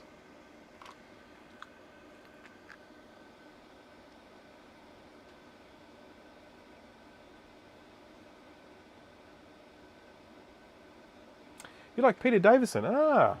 Yeah, he was actually quite good. I felt some of probably the Doctor Who was lacking a little then. I mean, there was one of the episodes which is considered one of the best Doctor Who's ever. Best Doctor Who episodes ever. It's one that regularly comes in like people's top 10. Was it the Caves of Androzani or something like that? I can't remember exactly with Peter Davison. That's one that everyone says, oh, you got to watch it. And I don't think I've ever seen it. I enjoyed Peter Davison. They did the 5 Doctors, if anyone who remembers, casting their mind back into Doctor Who. They did the 5 Doctors, and so we had in that, you had, unfortunately, I think William Hartnell had already died, so they brought in an actor to play him, a different actor to play him, someone that was kind of sort of a lookalike. what's his name was still alive. Someone's probably mentioned the name. Patrick Troughton. Thank you, Horst. Yes, that's the name I couldn't think of. So they still had, Patrick Troughton was still alive. So Patrick Troughton came in, and for some reason, he looked the same age for like about 30 years. There's just something about his face that Patrick Troughton seemed to just not age. He obviously looked older than he was because he kind of just got to a certain age and then just seemed to look the same for donkey's years. So in the Five Doctors, there was the actor playing the part of William Hartnell, or the actor playing the part of the William Hartnell's doctor, had Patrick Troughton, had Tom Baker couldn't make it. He was committed to doing something else. And they had Peter Davidson. Who's the fifth? I'm forgetting someone, aren't I? Oh, John Pertwee. Yeah, that's right. They had John Pertwee there as well. Not a particularly good episode, but it was okay. Yeah, okay. All right, so it's time for me to actually put some new caps on this now, because it's a recapping video, and that's what we do. Now, I just want to double check with my recapping guide. You will find guides on recapamac.com.au if you're looking for guides on these sorts of things. This is obviously a Colour Classic, and you will find a guide for the Colour Classic on there. And I'm pretty sure we've got two 100 microfarad 6.3 volt, one microfarad 50 volt, and the rest are 47s. But I'll just check that.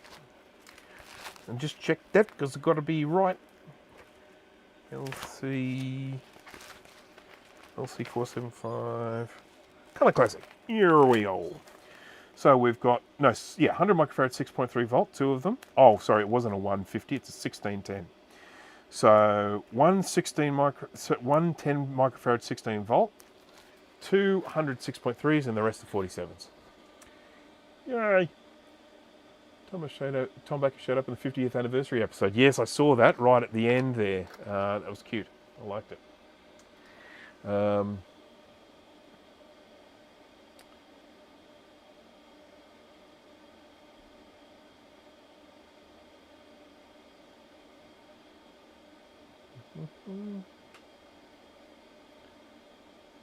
Patrick Stewart of Doctor Who. Okay.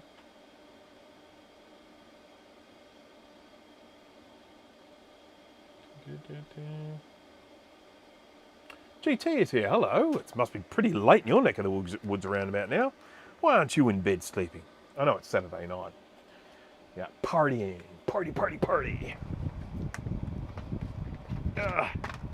Right, let's get some caps. So I'm going to start with a 10 microfarad, 16 volt. I'm going to grab one of these little guys and we're going to pop him on. Ow! Anyone who's seen me recap before generally knows that I put the fewest on first. So there's only one of these, so I'm going to put this on first. And this board's a little bit wobbly. Should I use my fancy little feet that I made? My little 3D printed feet? Because they make these things. If I can just find them. I need 4 of them. There's no point in me even bothering unless I can find 4 of them. I've found so far 2.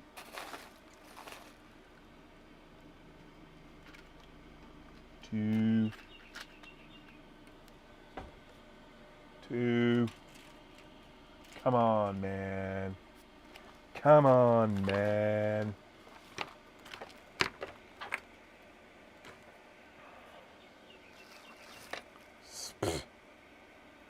Okay, I won't be using them because I can only find 2. Even though I know I've got like 10 down here. Alright. Did I lose the cap? I mean, did I just completely and totally misplace the cap? No, here it is.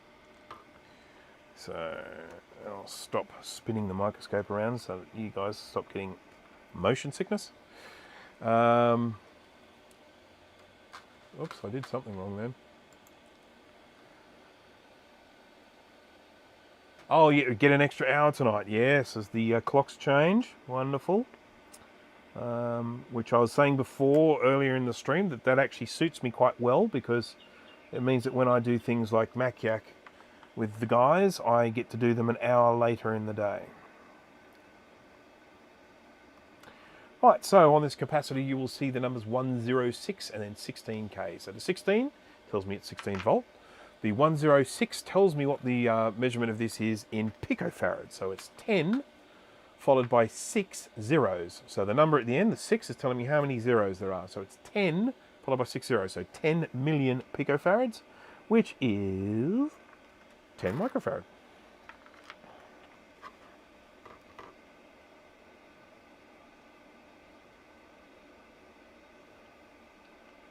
Steve, are you still around? See how easy this is with tweezers? Poking fun. Anyone who watched Steve's stream the other day, where he was recapping one of his computers and he couldn't find his tweezers, so he was using whatever he could find to hold the capacitors in place while he soldered them. And it was quite amusing, I have to say.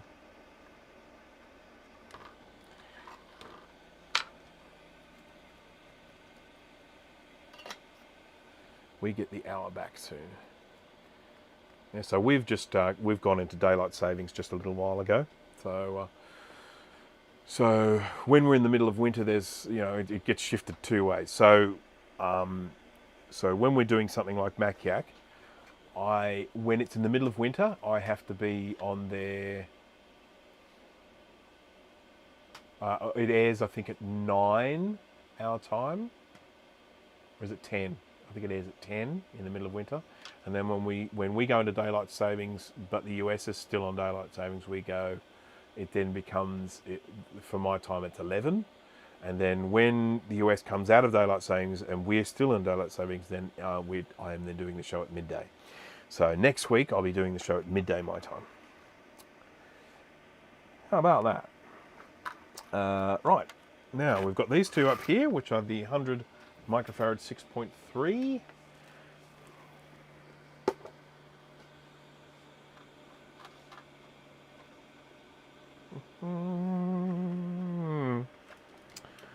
Generally, when you're recapping a lot of these Macs, you need 4 capacitors in your sort of have a reasonable supply of, and that is 47 microfarad 16 volt, 10 microfarad 16 volt, 100 microfarad 6.3 volt, 1 microfarad 50 volt.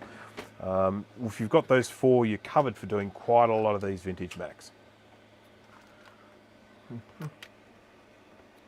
I needed to do a CD. Piffle. I probably won't get time to do that today. Oh, I might get time to do it later on, but I probably won't stream it. CD 300, doing for my friend Charlie. Those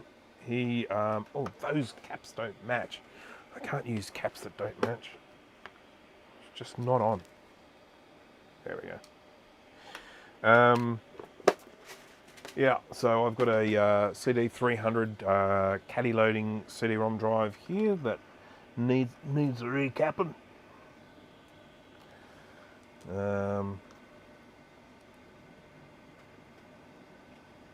It's a real pain that we need to do these things. We're now in this situation where we're having to recap just about bloody everything.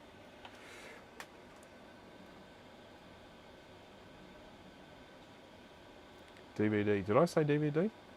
I meant CD if I said DVD. Alrighty. I'm going to recap this.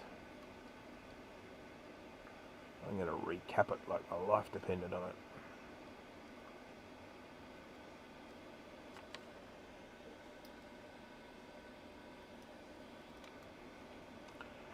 BC2 soldering iron tip that I'm using at the moment, which I do love, has this little bevel on the end. I find it makes soldering super easy. One of the things I love with soldering is getting the solder to do exactly what I want. That is part of the challenge and the fun of this hobby, is just getting to the point where you know exactly what the solder is going to do, how it's going to behave. It's the fun part. Oh wow, I've been going for 2 hours already. Strike a light.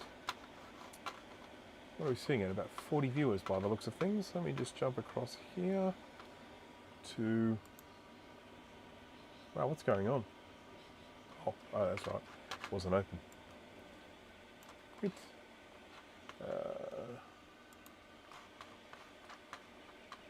There we go. Right. Okay, oh, look at this. I'm looking at the chart.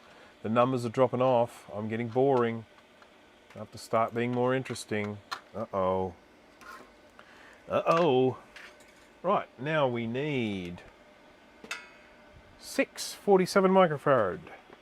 We're nearly done with this one. Isn't that good? And then I dare say I will probably have to finish this stream because I have a mountain of things to do today.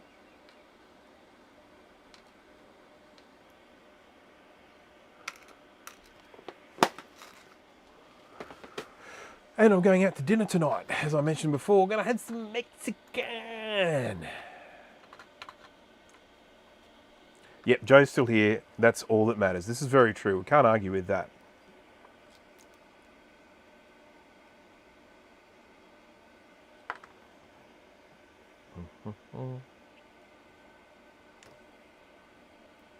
I have to admit, I had so much to do today. I probably wouldn't have live streamed were it not for the fact I haven't live streamed in such a long time. I did release my little Lisa video. I don't know if anyone watched it. I've had mixed reviews from that video. Quite a lot of people have said they enjoyed it, and that's nice. And then other people have said this is the most boring content that I've ever seen, and that's fair enough. I got to a point last weekend where I realised that I was not going to have time to live stream, and that was missing the second or third week or something like that. And I thought to myself, I cannot not release content for that length of time. So I looked around to see, well, what can I release? And then I looked at that video and I was, oh wow, it's all ready to go. Why haven't I released it? I watched it. Oh yeah, that's right, because it's boring. And I thought, well, you know what? Release it anyway. Let the world make their own judgment. And at least in the eyes of the YouTube world, I will have released some content. And that's exactly what I did. And it worked out quite well. It's had over 1,000 views, which is a hell of a lot more than I get from my live streams, that's for sure.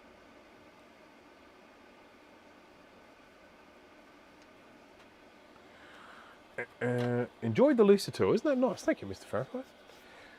Candid reactions were actually really great. Yeah. I have to admit, I was genuinely surprised by certain things. That whole tearing off a piece of stationery is like, what? What? Can we test the SCSI drive? Yes, we probably can. I will need to grab a computer and bring it down here. So, actually, I can probably plug it into... I've got a computer here. I can probably plug it into this. Yeah. I'll need to get my little adapter, and so I will need to disappear for that. But we've done that before. You've seen me disappear from the live stream for brief moments in the past. There I go. Going up to the house to grab something. I've got right here,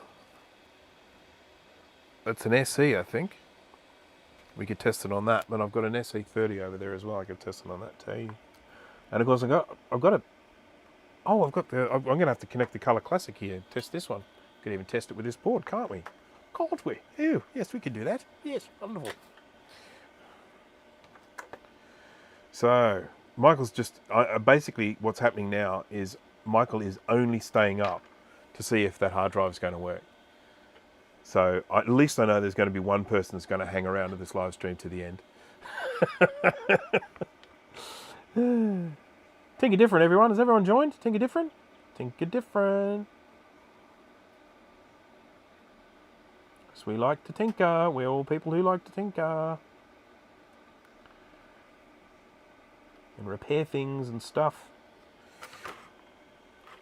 I repair all sorts of things, not just computers. And it's good. It's very nice. I mean, you know, when you repair something that would have otherwise become landfill, I think it's fantastic. You know, and if you have a particular device, like for instance, my oven packed it in a little while ago. Yeah, so my oven packed it in, and I started looking at new ovens, and you're looking at this thing and you're thinking, so much of this thing is still fine. So much of it still works. It's all this metal and all this glass and all these components, and you know, you just sort of think to yourself that I'm going to buy a whole new oven when this one here is 99% fine. It's just 1% stopping it from working. So anyhow, I opened it up, had a look, and it had a shot relay. The relay that controlled the top element was stuck closed, stuck on. So the thermostat wasn't making it switch on, so off. So that element was just getting bright red hot, and it was even staying on when the oven was turned off. So anyhow, grabbed it. It had two relays in it, but only one was faulty. But I thought, well, if that's a known, sort of part that fails, I'll just replace both of them. So I got all the codes for the relay, ordered replacements. I bought, I think, probably 4 or 5 of them, so I could repair it again in the future if I need to. Replaced the relays. Oven is now working beautifully again. And it just, for a component that cost me a couple of dollars to replace a component on that thing, and away she goes again. Same with the dishwasher. I've repaired the dishwasher, and that's another one where I've saved a lot of money and keep that thing going. I mean, the thing works beautifully when it's not broken. It's very, very quiet. It's very water efficient. It cleans incredibly effectively, and it's just like I want to try and keep this thing going as long as I can. Yes, there is a Lisa section on TinkerDifferent. Yes. Anyone want to see my progress on building a Lisa SCSI card? Yes, we do. Get on there, Adam. Share it with us in the TinkerDifferent world. That is just the sort of stuff that we want to see. Do what you have to do.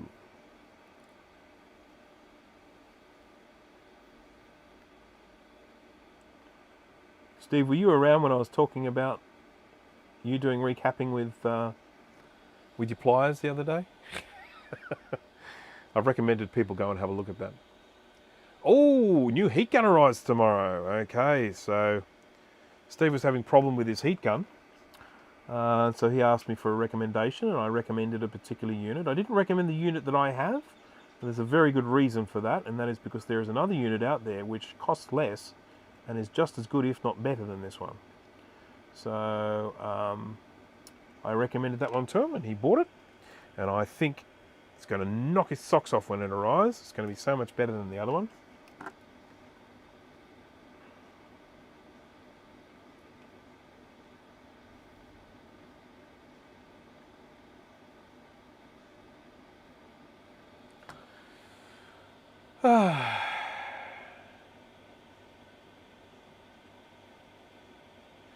I'm an absolute beginner when it comes to soldering, and I'm doing a project involving 10K potentiometers. I've been warned that they're easy to overheat and burn out. Do you think I could turn down the temperature enough to keep it safe, or is it just a case of keeping the iron on the component for as short a time as possible? Now, my answer to that is the latter. So for me, it is about getting in and out as fast as possible. But of course, I've been doing this for a long time, so I can just kind of get the solder to do what I want it to do, and then I get out of there. So what I would recommend for you is, before you start using that, you need to practice with some other parts. Go and get something that's broken. Go and get something that's damaged. Get a board out of something that's sort of old or whatever, and you need to play around with it. You need to get a feel for the solder. Make sure you use plenty of flux. That's what I'm using here. If you've watched my beginner's guide to soldering or not, it goes in and explains the situation with flux. But what I would say with this stuff is, for me, I use quite a high heat on my soldering iron, but I solder very quickly. But that's something that takes practice. So it isn't necessarily something I can say to someone, oh yeah, just do it that way, because you do need to practice to do it that way. It's like, for example, I can give you an example, as if you're working, say, with little surface mount LEDs. They've got plastic on them and they melt if you hang around with a soldering iron on them for too long. And so for that reason, you have to be, really quick. Now, some people, the way they would deal with that is they will turn the soldering iron temperature down. The reason I don't do that is I then find the solder doesn't do what I want it to do, because I'm used to the way it behaves with the soldering iron at the heat that I use. But the most important thing I think you need to do is you just need to do some practice with some components. Just try and get a feel for it. Try and get the solder to do what you want it to do. When it comes to soldering, there are three main things you need to keep in mind. Things need to be clean. You need to have sort of enough heat in your iron, and you need to have flux, a decent amount of flux. If something is dirty and you try and solder onto it, it won't solder. If there is not enough flux to stop the oxidization of the heated solder, you'll end up with things not working the way you want them to work. Things will get into clumps and they'll get film over them, and then the solder won't do what you want it to do. So I would recommend, if you haven't seen it, watch my beginner's guide to soldering. You get a bit of a feel for, I explain how to try and get solder to do what you want it to do. But that's what I would recommend. But as I say, the most important thing is practice. Don't go straight onto those components with the potential to get damaged. Don't do them straight away. Get a feel for some other components first. Make mistakes on things that don't matter. And I wanted to practice. I picked up a variety of blank PCBs on eBay. You can get packets of 10 to 20 for a couple of bucks. Yep. So I mean, look, when you've been doing this sort of hobby, you just end up acquiring boards, and then you've got plenty of things to practice on. But yes, there are plenty of,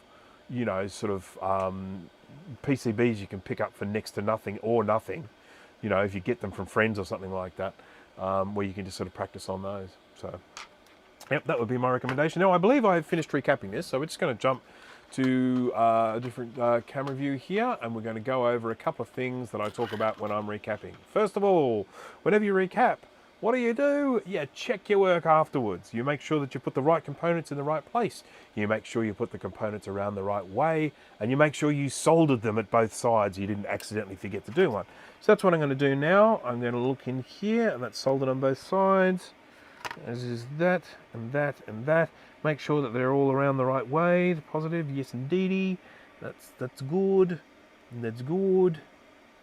Geez, I do tidy work, don't I? Sorry, I'm just being an idiot. Okay, so that's all looking good. So, that's all fine. A couple of things that I could potentially expect to happen when I go to fire this one up. We may not get any sound. It's not uncommon for this sound chip to either have lots of liquid kludge in there that stops it from actually making noise. I might just give it a quick little clean. And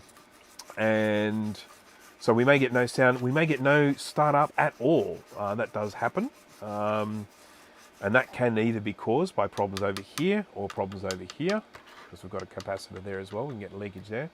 So there are places that I know where to look with these most of the time. That doesn't mean I get every single one of them fixed. I have had some pesky classic boards that I'm still trying to resolve the problem with. Unlike the SE30, I think I've fixed pretty much every SE30 that has ever come to my desk. Not so much with the Classic. Classic's a bit trickier. And the main reason why the Classic is so freaking tricky is it's very hard to test these while they're working.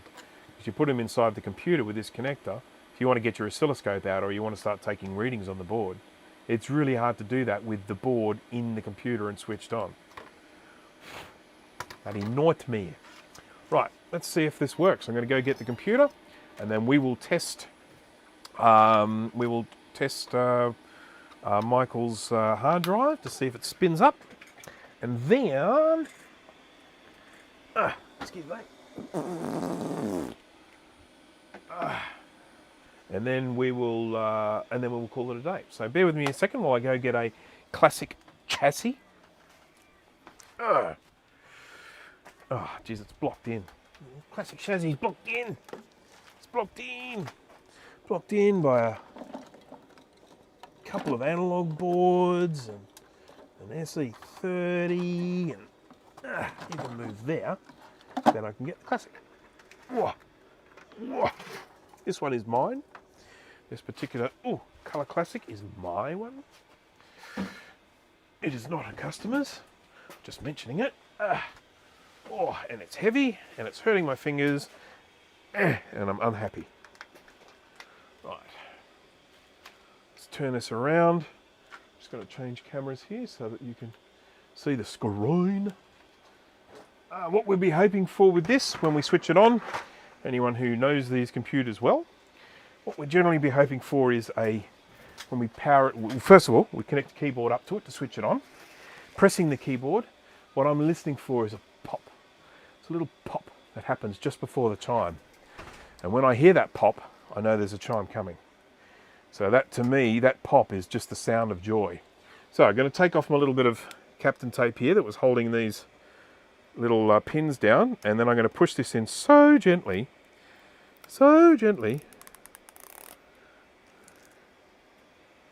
see what happens, because I could stuff it, and it could be fine. So I'm just going to, I cannot even begin to tell you how gentle I'm going to be at this particular moment. Gentle.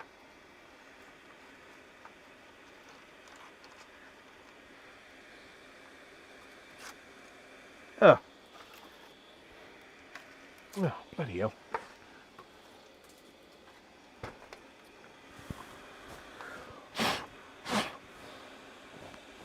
That's better. Sorry about that. Some junk in there. Gentle. Gentle. God, this thing's dirty. Okay, gentle. Didn't feel like it was bad. I mean, it felt like that went in properly. So let's just check now. Now I need to connect the keyboard up to this because it is a soft boot computer. The switch on the back only puts it in standby mode. It doesn't actually switch it on. So I connect that up, make sure everything's plugged in here. I haven't disconnected the flyback or the ground or something like that. I'm about to zap myself. None of that. Take a few precautions here. How do you end up with 8 Mac SEs? Goodness gracious me. All right, okay, I'm going to switch it on. Should get that sort of degauss sound. Yep, there it goes. Boom.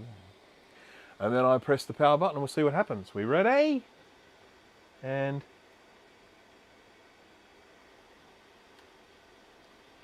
nothing. Dead as a doornail. This is a familiar thing when it comes to classics. I'll just make sure that I've got the right keyboard plugged in. Yeah, it is, yeah. Okay, so when this happens, and it does happen a lot with color classics, as I mentioned before, color classics are not the same as SE30s and stuff like that. The very next thing I need to do is I need to clean the board. There's all that residual capacitor goo behind there. That stuff is electrolyte. It is conductive. If it's where it's not meant to be, it can easily be the cause of something not working. So that's the very next thing I need to do is clean it, and that of course I won't be able to then test it on this stream because cleaning takes a bit of time. It's got to go into the ultrasonic. It's not even warmed up at the moment. Got to spend some time in the ultrasonic, then it's got to spend some time in, I put it in some isopropyl alcohol in a bath, and then I put it in the oven to dry it out at a low temperature, of course. So, so this one here, the next step takes a little while, so we're not going to be including that in this stream. So I apologise to anyone who was, you know, like hoping that we would see this one, but there's not a lot of evidence here to suggest that this one is going to be a problem. I think it is almost definitely just that liquid electrolyte. And if it still doesn't work, the next thing I would be looking at is probably this guy here, which is the CUDA chip or egret chip. I have a lot of replacements of those. I'd probably be inclined to swap that out, see if that fixes the problem. If that doesn't fix the problem, it can sometimes be the sound chip. Sound chip's involved in the kind of resetting of the computer, and if something like that is stuck in a reset mode, it's not going to switch on. So that's where I'm going with that. So that's the next step in this one there. So I'll put that one to one side. We do want to quickly test this hard drive. So, and yeah, hopefully that'll work. I had someone actually in one of my live streams saying, one of the last ones, does this guy ever fix anything? And I thought to myself, well, sometimes. Not necessarily in the live stream though, I often go in and fix them later on. He was actually referring to the SE30 that I repaired, but I just didn't repair it on the live stream. Okay, let's move this thing. Ouchie, ouchie. Sharp edges, sharp edges, sharp edges. Okay. Right. There we go. Okay, so we got that there. Now I need to get a computer. Did you do that on your computer? Oh, that's amazing. Let's use this chassis. Ow, ow, ow, ow, ow, ow, ow, ow. And I will be back in a moment because I just need to get my little adapter so that I can connect a 2.5 inch SCSI drive to this thing. So excuse me, I'm going to press the back soon. I apologise if it is ridiculously loud in comparison to the sound of my voice. It probably will be. Actually, I did turn the volume down on my voice before. So, all right, everyone. So just stand by your volumes because this could be loud. Back in a second.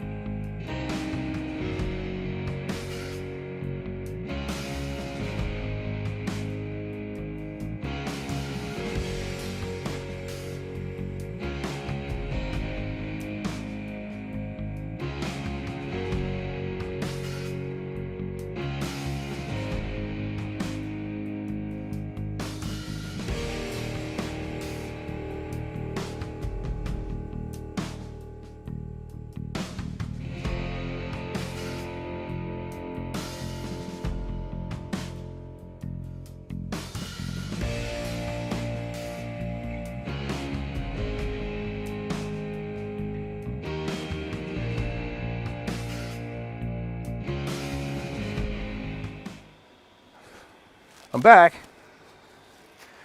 and this is what I went up to get.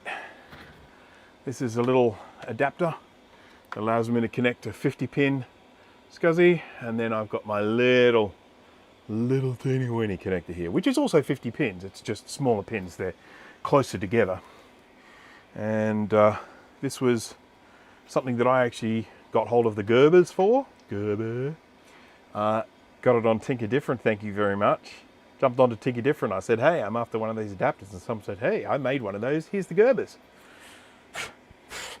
And yes, you can buy little adapters of these on the interwebs, but, you know. Right, so let's see what happens to this drive. I'm going to connect up this is an SE30 board. I'm going to use that. And I'm going to just leave the board out, because why not?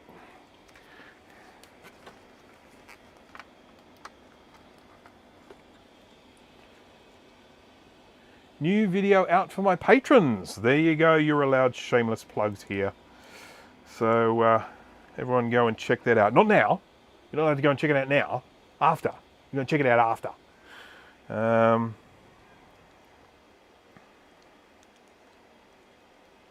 Right. So I have connected this to this with next to that on there. You can't see any of what I'm doing. What if I change to the top view? Will that help things somewhat? There we go. That's sort of a better view. I mean, it's still not the best view, but it's better. Right. So here is Michael's hard drive that we were working on at the beginning of the stream. Seems like an age ago, doesn't it? And we are going to connect this to this, making sure I line up the gap, the gap, like that. There we go. Okay, so there's the drive, connect it up, just set it there like that. And then I'm going to fire this up and we'll see what it does. Hopefully it spins. Hopefully it goes. All right, we won't get a chime from this because I don't have it connected to the sound. But this is a working board, so I don't expect, I mean, we might get CMAC if the ROMs got wiggled, but it should start, so. Powered. Power.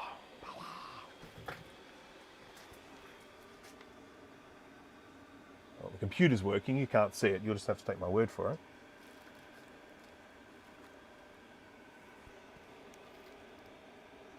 This doesn't sound like it's spinning at all.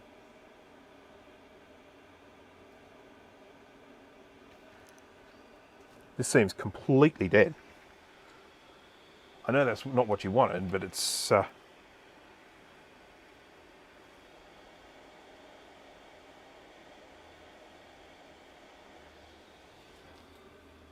flashing question mark.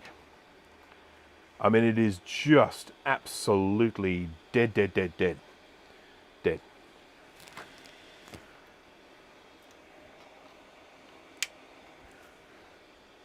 Just going to hold it to my ear.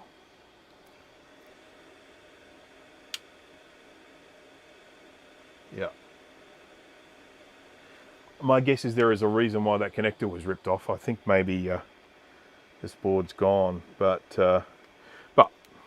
what I do want to do, if I can just check something here.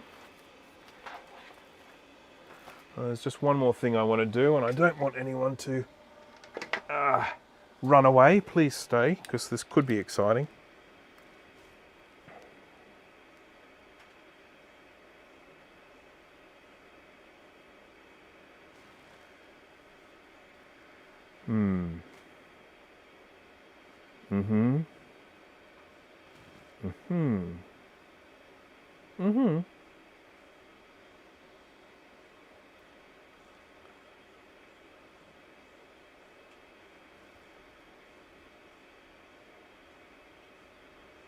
Just looking to see if there's anything that's sticking out. I mean, if someone's ripped the connector off it, maybe they've knocked something else off it at the same time.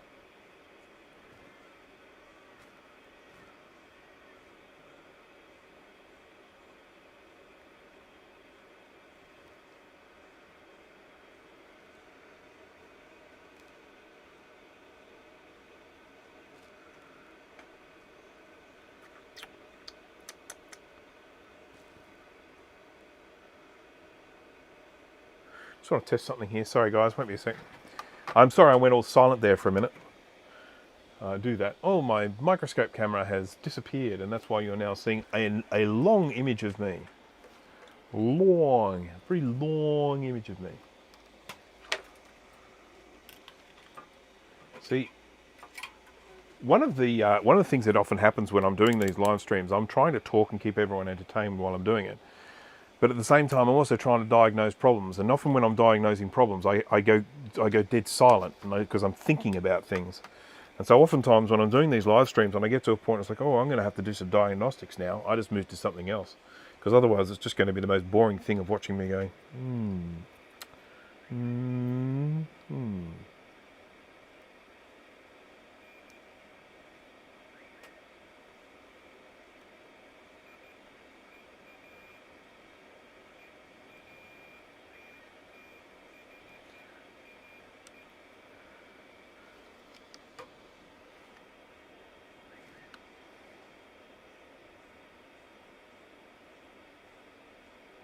Yes.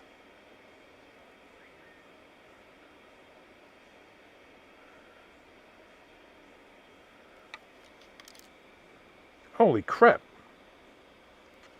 This just fell off.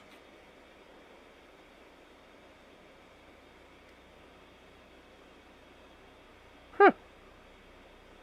The little resistor just fell off. Just going to put that there. We'll solder it back on, but... Huh. I mean, like... I barely touched it.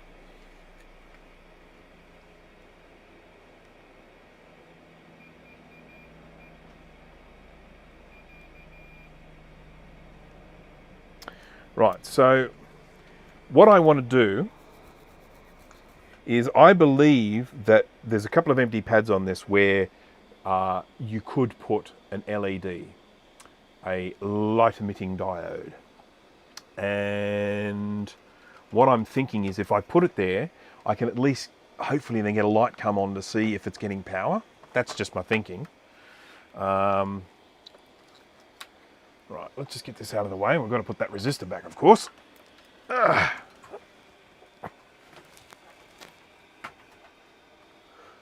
So this is where the resistor came off from. Oh crap, this thing's gone off.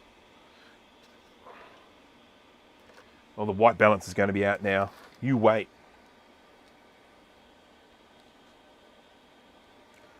Going to be weird colours and everyone's going to be upset.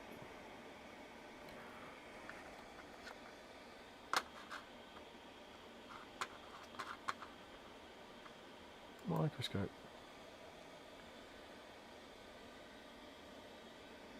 Alright, so see here we've got these we've got these two here, a little minus there and a little plus there, and this goes up to these two pins there, and then on this one here we've got a little LED right here. How do I know which side's which on this thing? Where's the bloody stripe? I'm inclined to just use this same LED, but it's a question of whether I can get it off without melting it.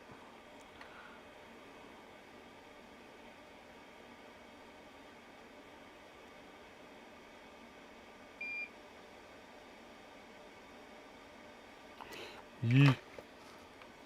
Yeah. Oh, I see, it's the line there. It's a painted line on it, so that's the line. I assume that's the line.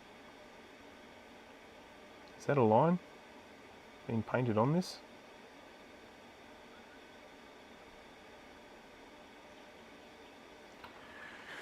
Oh dear, oh dear. Let me see if I've got an LED. I might be able to use one from somewhere else. You just take a chance, eh? And stick another LED on it and hope for the best.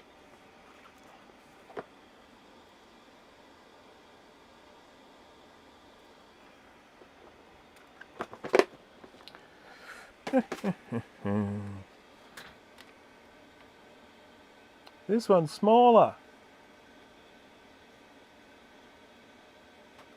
Whoopsie. Will this even fit on? We'll have a look.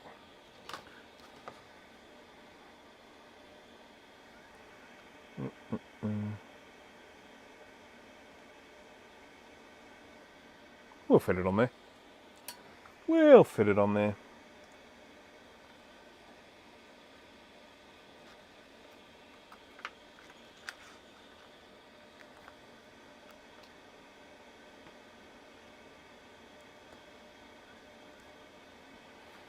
Okay.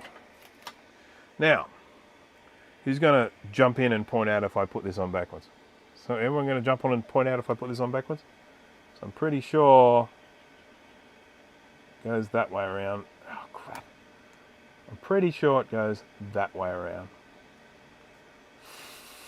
I've got so much gunk on my tweezers now, it's really hard. Okay. I'm pretty sure it goes that way around. Little line on the left there. We've got that going to the negative. And then that way around. So I'm about to solder that down. I'll tell you what. If I put it around the wrong way, it won't work because it is a diode. Despite what they used to do in Doctor Who all the time. I don't know if anyone watched that, but you know, when they ran into strife, it was very important to reverse the polarity. That would sort things.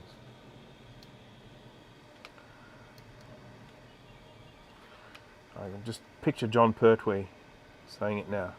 We'll reverse the polarity, yes. Alright, so we've got a little LED on there now. We better put this resistor back on. This is where the resistor fell off from. Look at that. Look, it just fell out.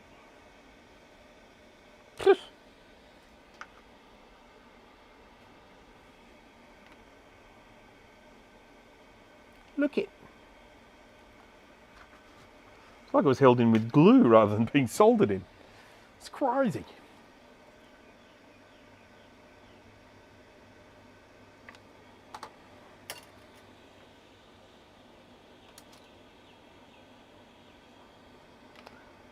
Joe has reversed his polarity and everything is fine now.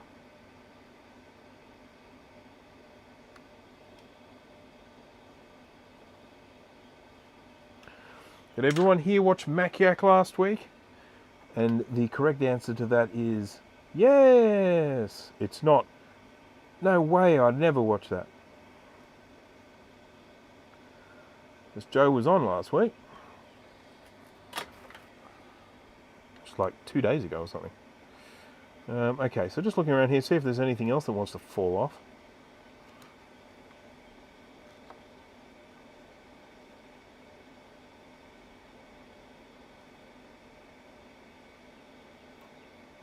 Nice little glob of solder here I'm just going to remove.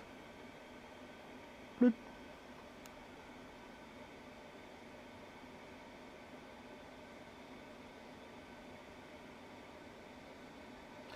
That looks like there's meant to be a resistor right there. But I don't think it's... yeah, I don't know. Whoa. Is it soldered down?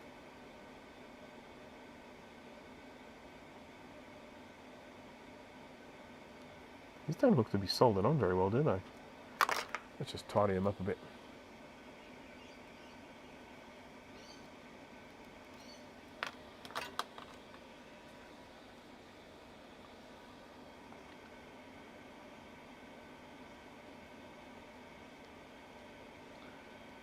Can you say bridge? Can anyone say bridge? There we go.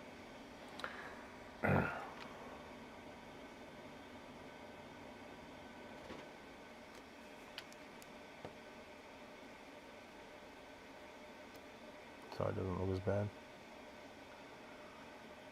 I'm not holding out a lot of hope for this, by the way, Michael, if you're still watching. I think the chances of this working are very slim, but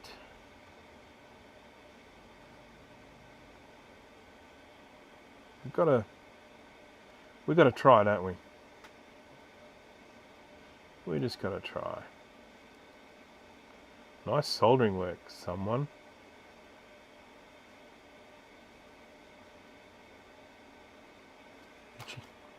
All right, let's try it again. If this doesn't work, we're just going to have to go, nah.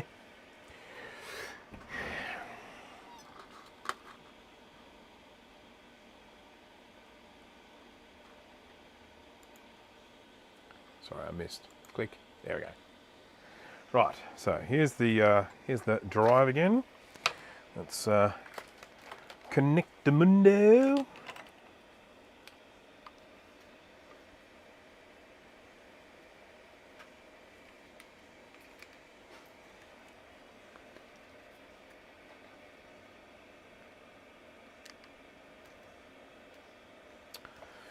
Ah, boy, oh boy, oh boy, eh?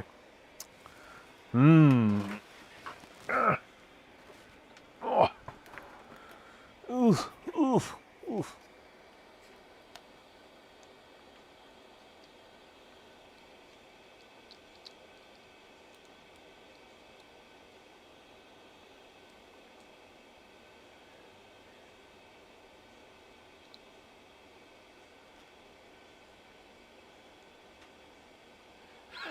$800 million in Bitcoin on that drive. That's funny.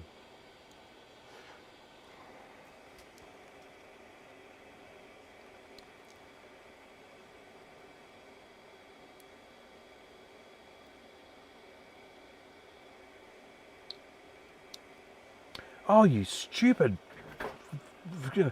swear word.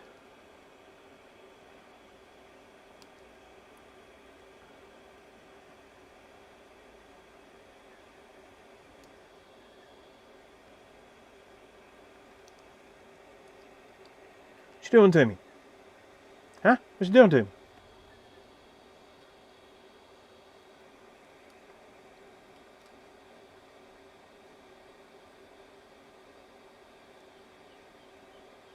Oh, wow. That's not right.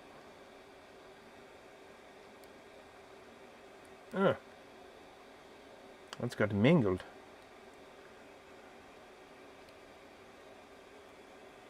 Oh, I hate these things. Can anyone tell me why on earth Molex connectors ended up becoming so popular? They are just a stupid connector. And they're not cheap.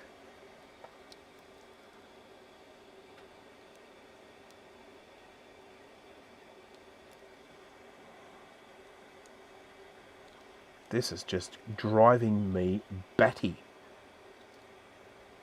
Okay, I think we're agreeing. I think we're in now.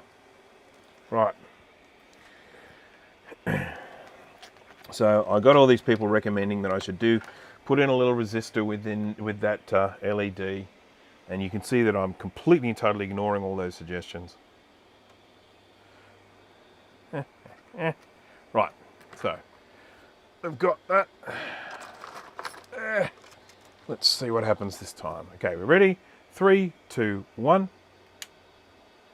It's still absolutely dead as a doornail. It's just doing nothing. Absolutely and completely and totally dead. It's not spinning, it's not lighting up, it's not making noise, it's just dead. Dead. Nothing. I am very sorry to say this, Michael, but I think this thing's dead. It's a shame, given the fact that this has travelled quite a long way to be here. But yeah, very disappointing. Very disappointing.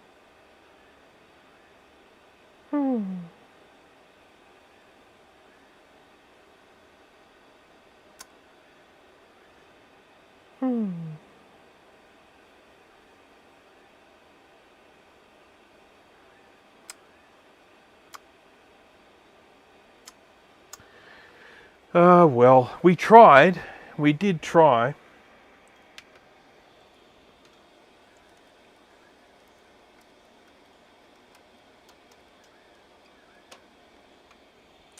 Okay, just got to catch up on some of this chat, seeing as I've been here complaining about Molex and things like that. Let's move this out of the way.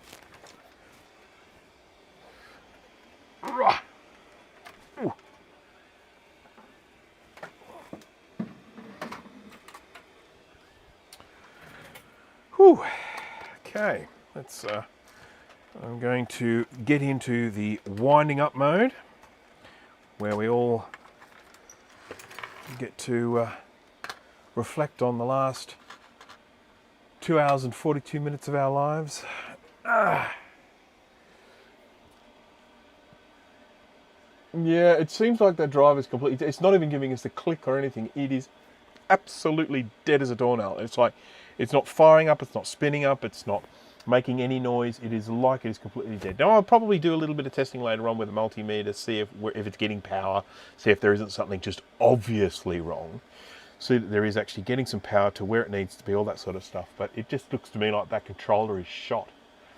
So I guess the thing is that if you were able to get another of these drives with another of these drives and get a replacement controller for it, I reckon you might be able to get it working. So what size is this? This is an 80 megabyte. What size is mine? Because I'll tell you what, if mine's an 80, and we could have potentially just swapped the board over instead of doing all the stuff that I did. This is a 120. So I'm not sure I would necessarily want to just do a straight swap on a controller from a 80 to a 120. That to me would be potentially fraught.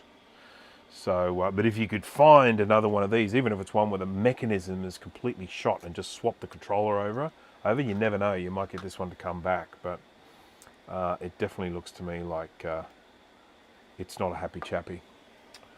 Here's bloke down under who is selling SCSI to SDs for PowerBooks. Do you ever run into this chap? Yes, from time to time. I have quite a rapport with him, as a matter of fact. He makes me laugh. So yeah, what you're looking at is one of these. This is what it looks like before I start playing with it. I'll just let people know if they are interested in getting a PowerBook SCSI 2SD from me at some time in the future. There is a shortage of the chips used on these in a big way. I have a small amount of them here, and ultimately when that amount runs out, there's a good chance I won't be able to make them until they come back in supply, and who knows how long that will be. I mean, the lead times on chips at the moment is just obscene.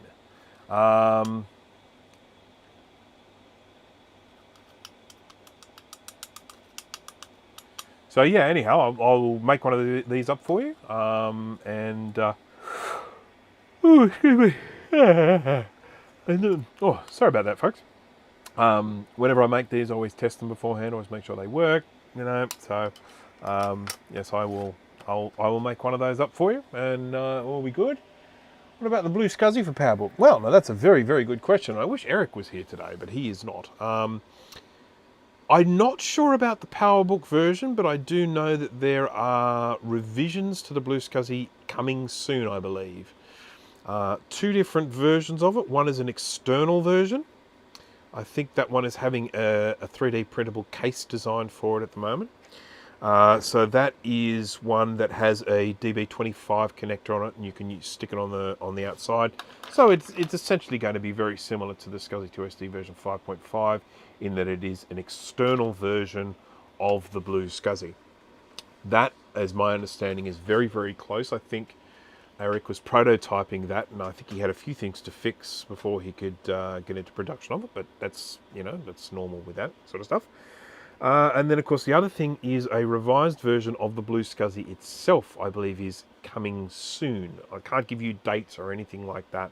I'm not sort of privy to that sort of level of information. And even if I was, I'm not sure if I'd feel good about sharing it, because it's not necessarily my information to share. But there is a blue SCSI version. It's a revised version of the blue SCSI. It will look, I think, largely the same. Slightly different layout of the thing. I think the 50-pin connector might be in a slightly different spot. And the resistor nets, so it has those 4 resistors on the blue SCSI. At the moment, you have to put them in with the what do you call it, the marker, the black marker going outwards. He's changed them so that they can go in the same way. So it's just going to reduce the chance of people accidentally assembling them incorrectly. And it also has a jumper on it for connecting an external LED. So that's what is going to be coming soon. So once again, don't hold me up for dates or something like that. If you're out for a blue SCSI, I'm not necessarily saying you wait for the new one to come out, because I don't know when, but it's now Mac 84 proof. So we stopped you from, actually, no, you did one wrong, didn't you? I think you got one on there and you had to desolder it. But I think ultimately we were able to stop you in time.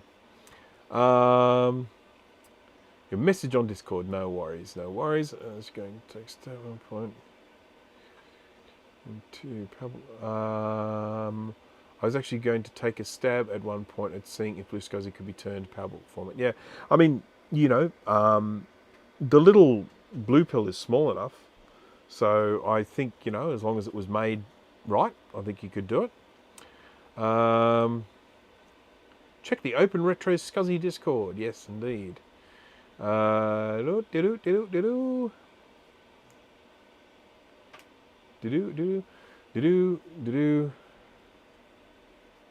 Just checking here. All right, okay. I think I've covered everything here. I think I've answered all the questions. If I have missed anything, I do apologise. It's not a personal thing, but you know, when you get past a certain amount of people watching, the chat goes at a pretty cracking pace, and it's very hard to keep up with everything.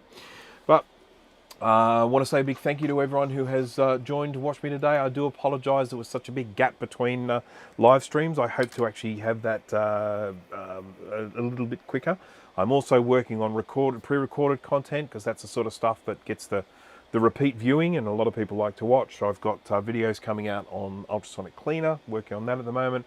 I've got a video coming out on where I've done a what's the word when you collaboration with Dan from Canadian Computer Collector, and that video is based on I've recapped my board and it still doesn't work. That's the general premise of that video. It's going to be dealing with a situation when you've recapped a board and it still doesn't work afterwards. Some of the things you can check. It's not an absolutely guaranteed, yes, you'll watch this video and you'll fix it, but it does at least give you a few pointers for what you might want to try. Because I do get asked that a lot. People saying, I've just recapped the board and it still doesn't work. And of course, there are so many possible things that could be, that I want this video to kind of explain and go through all of those. So it saves me having to write these incredibly long emails to people. I can just say, watch this video. And I think, yeah, there's that. And then there's one other, I've got my third beginner's guide to soldering video is going to be coming in the not too distant future, and that one is going to be on surface mount soldering. So I'll be just going through tips and pointers on doing surface mount soldering. So there's plenty of stuff in the pipeline. I will try and get these to you in a timely fashion.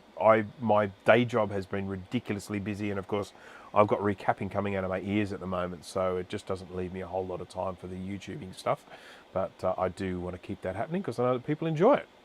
So once again, a big thank you to everyone for watching. Thank you for keeping me company. Don't forget to join up to TinkerDifferent, link in the description, tinkerdifferent.com. A lot of fun. It's a community online forum with a lot of fun people, a lot of really smart people. And if you're, if you're wanting to just sort of talk computers with other nerds, it's the place to be. So good place to hang out. And I will sign off now. And once again, thank you for the super chats. Thank you for sticking around with me, and I hope to see you at the next one. So, bye everyone.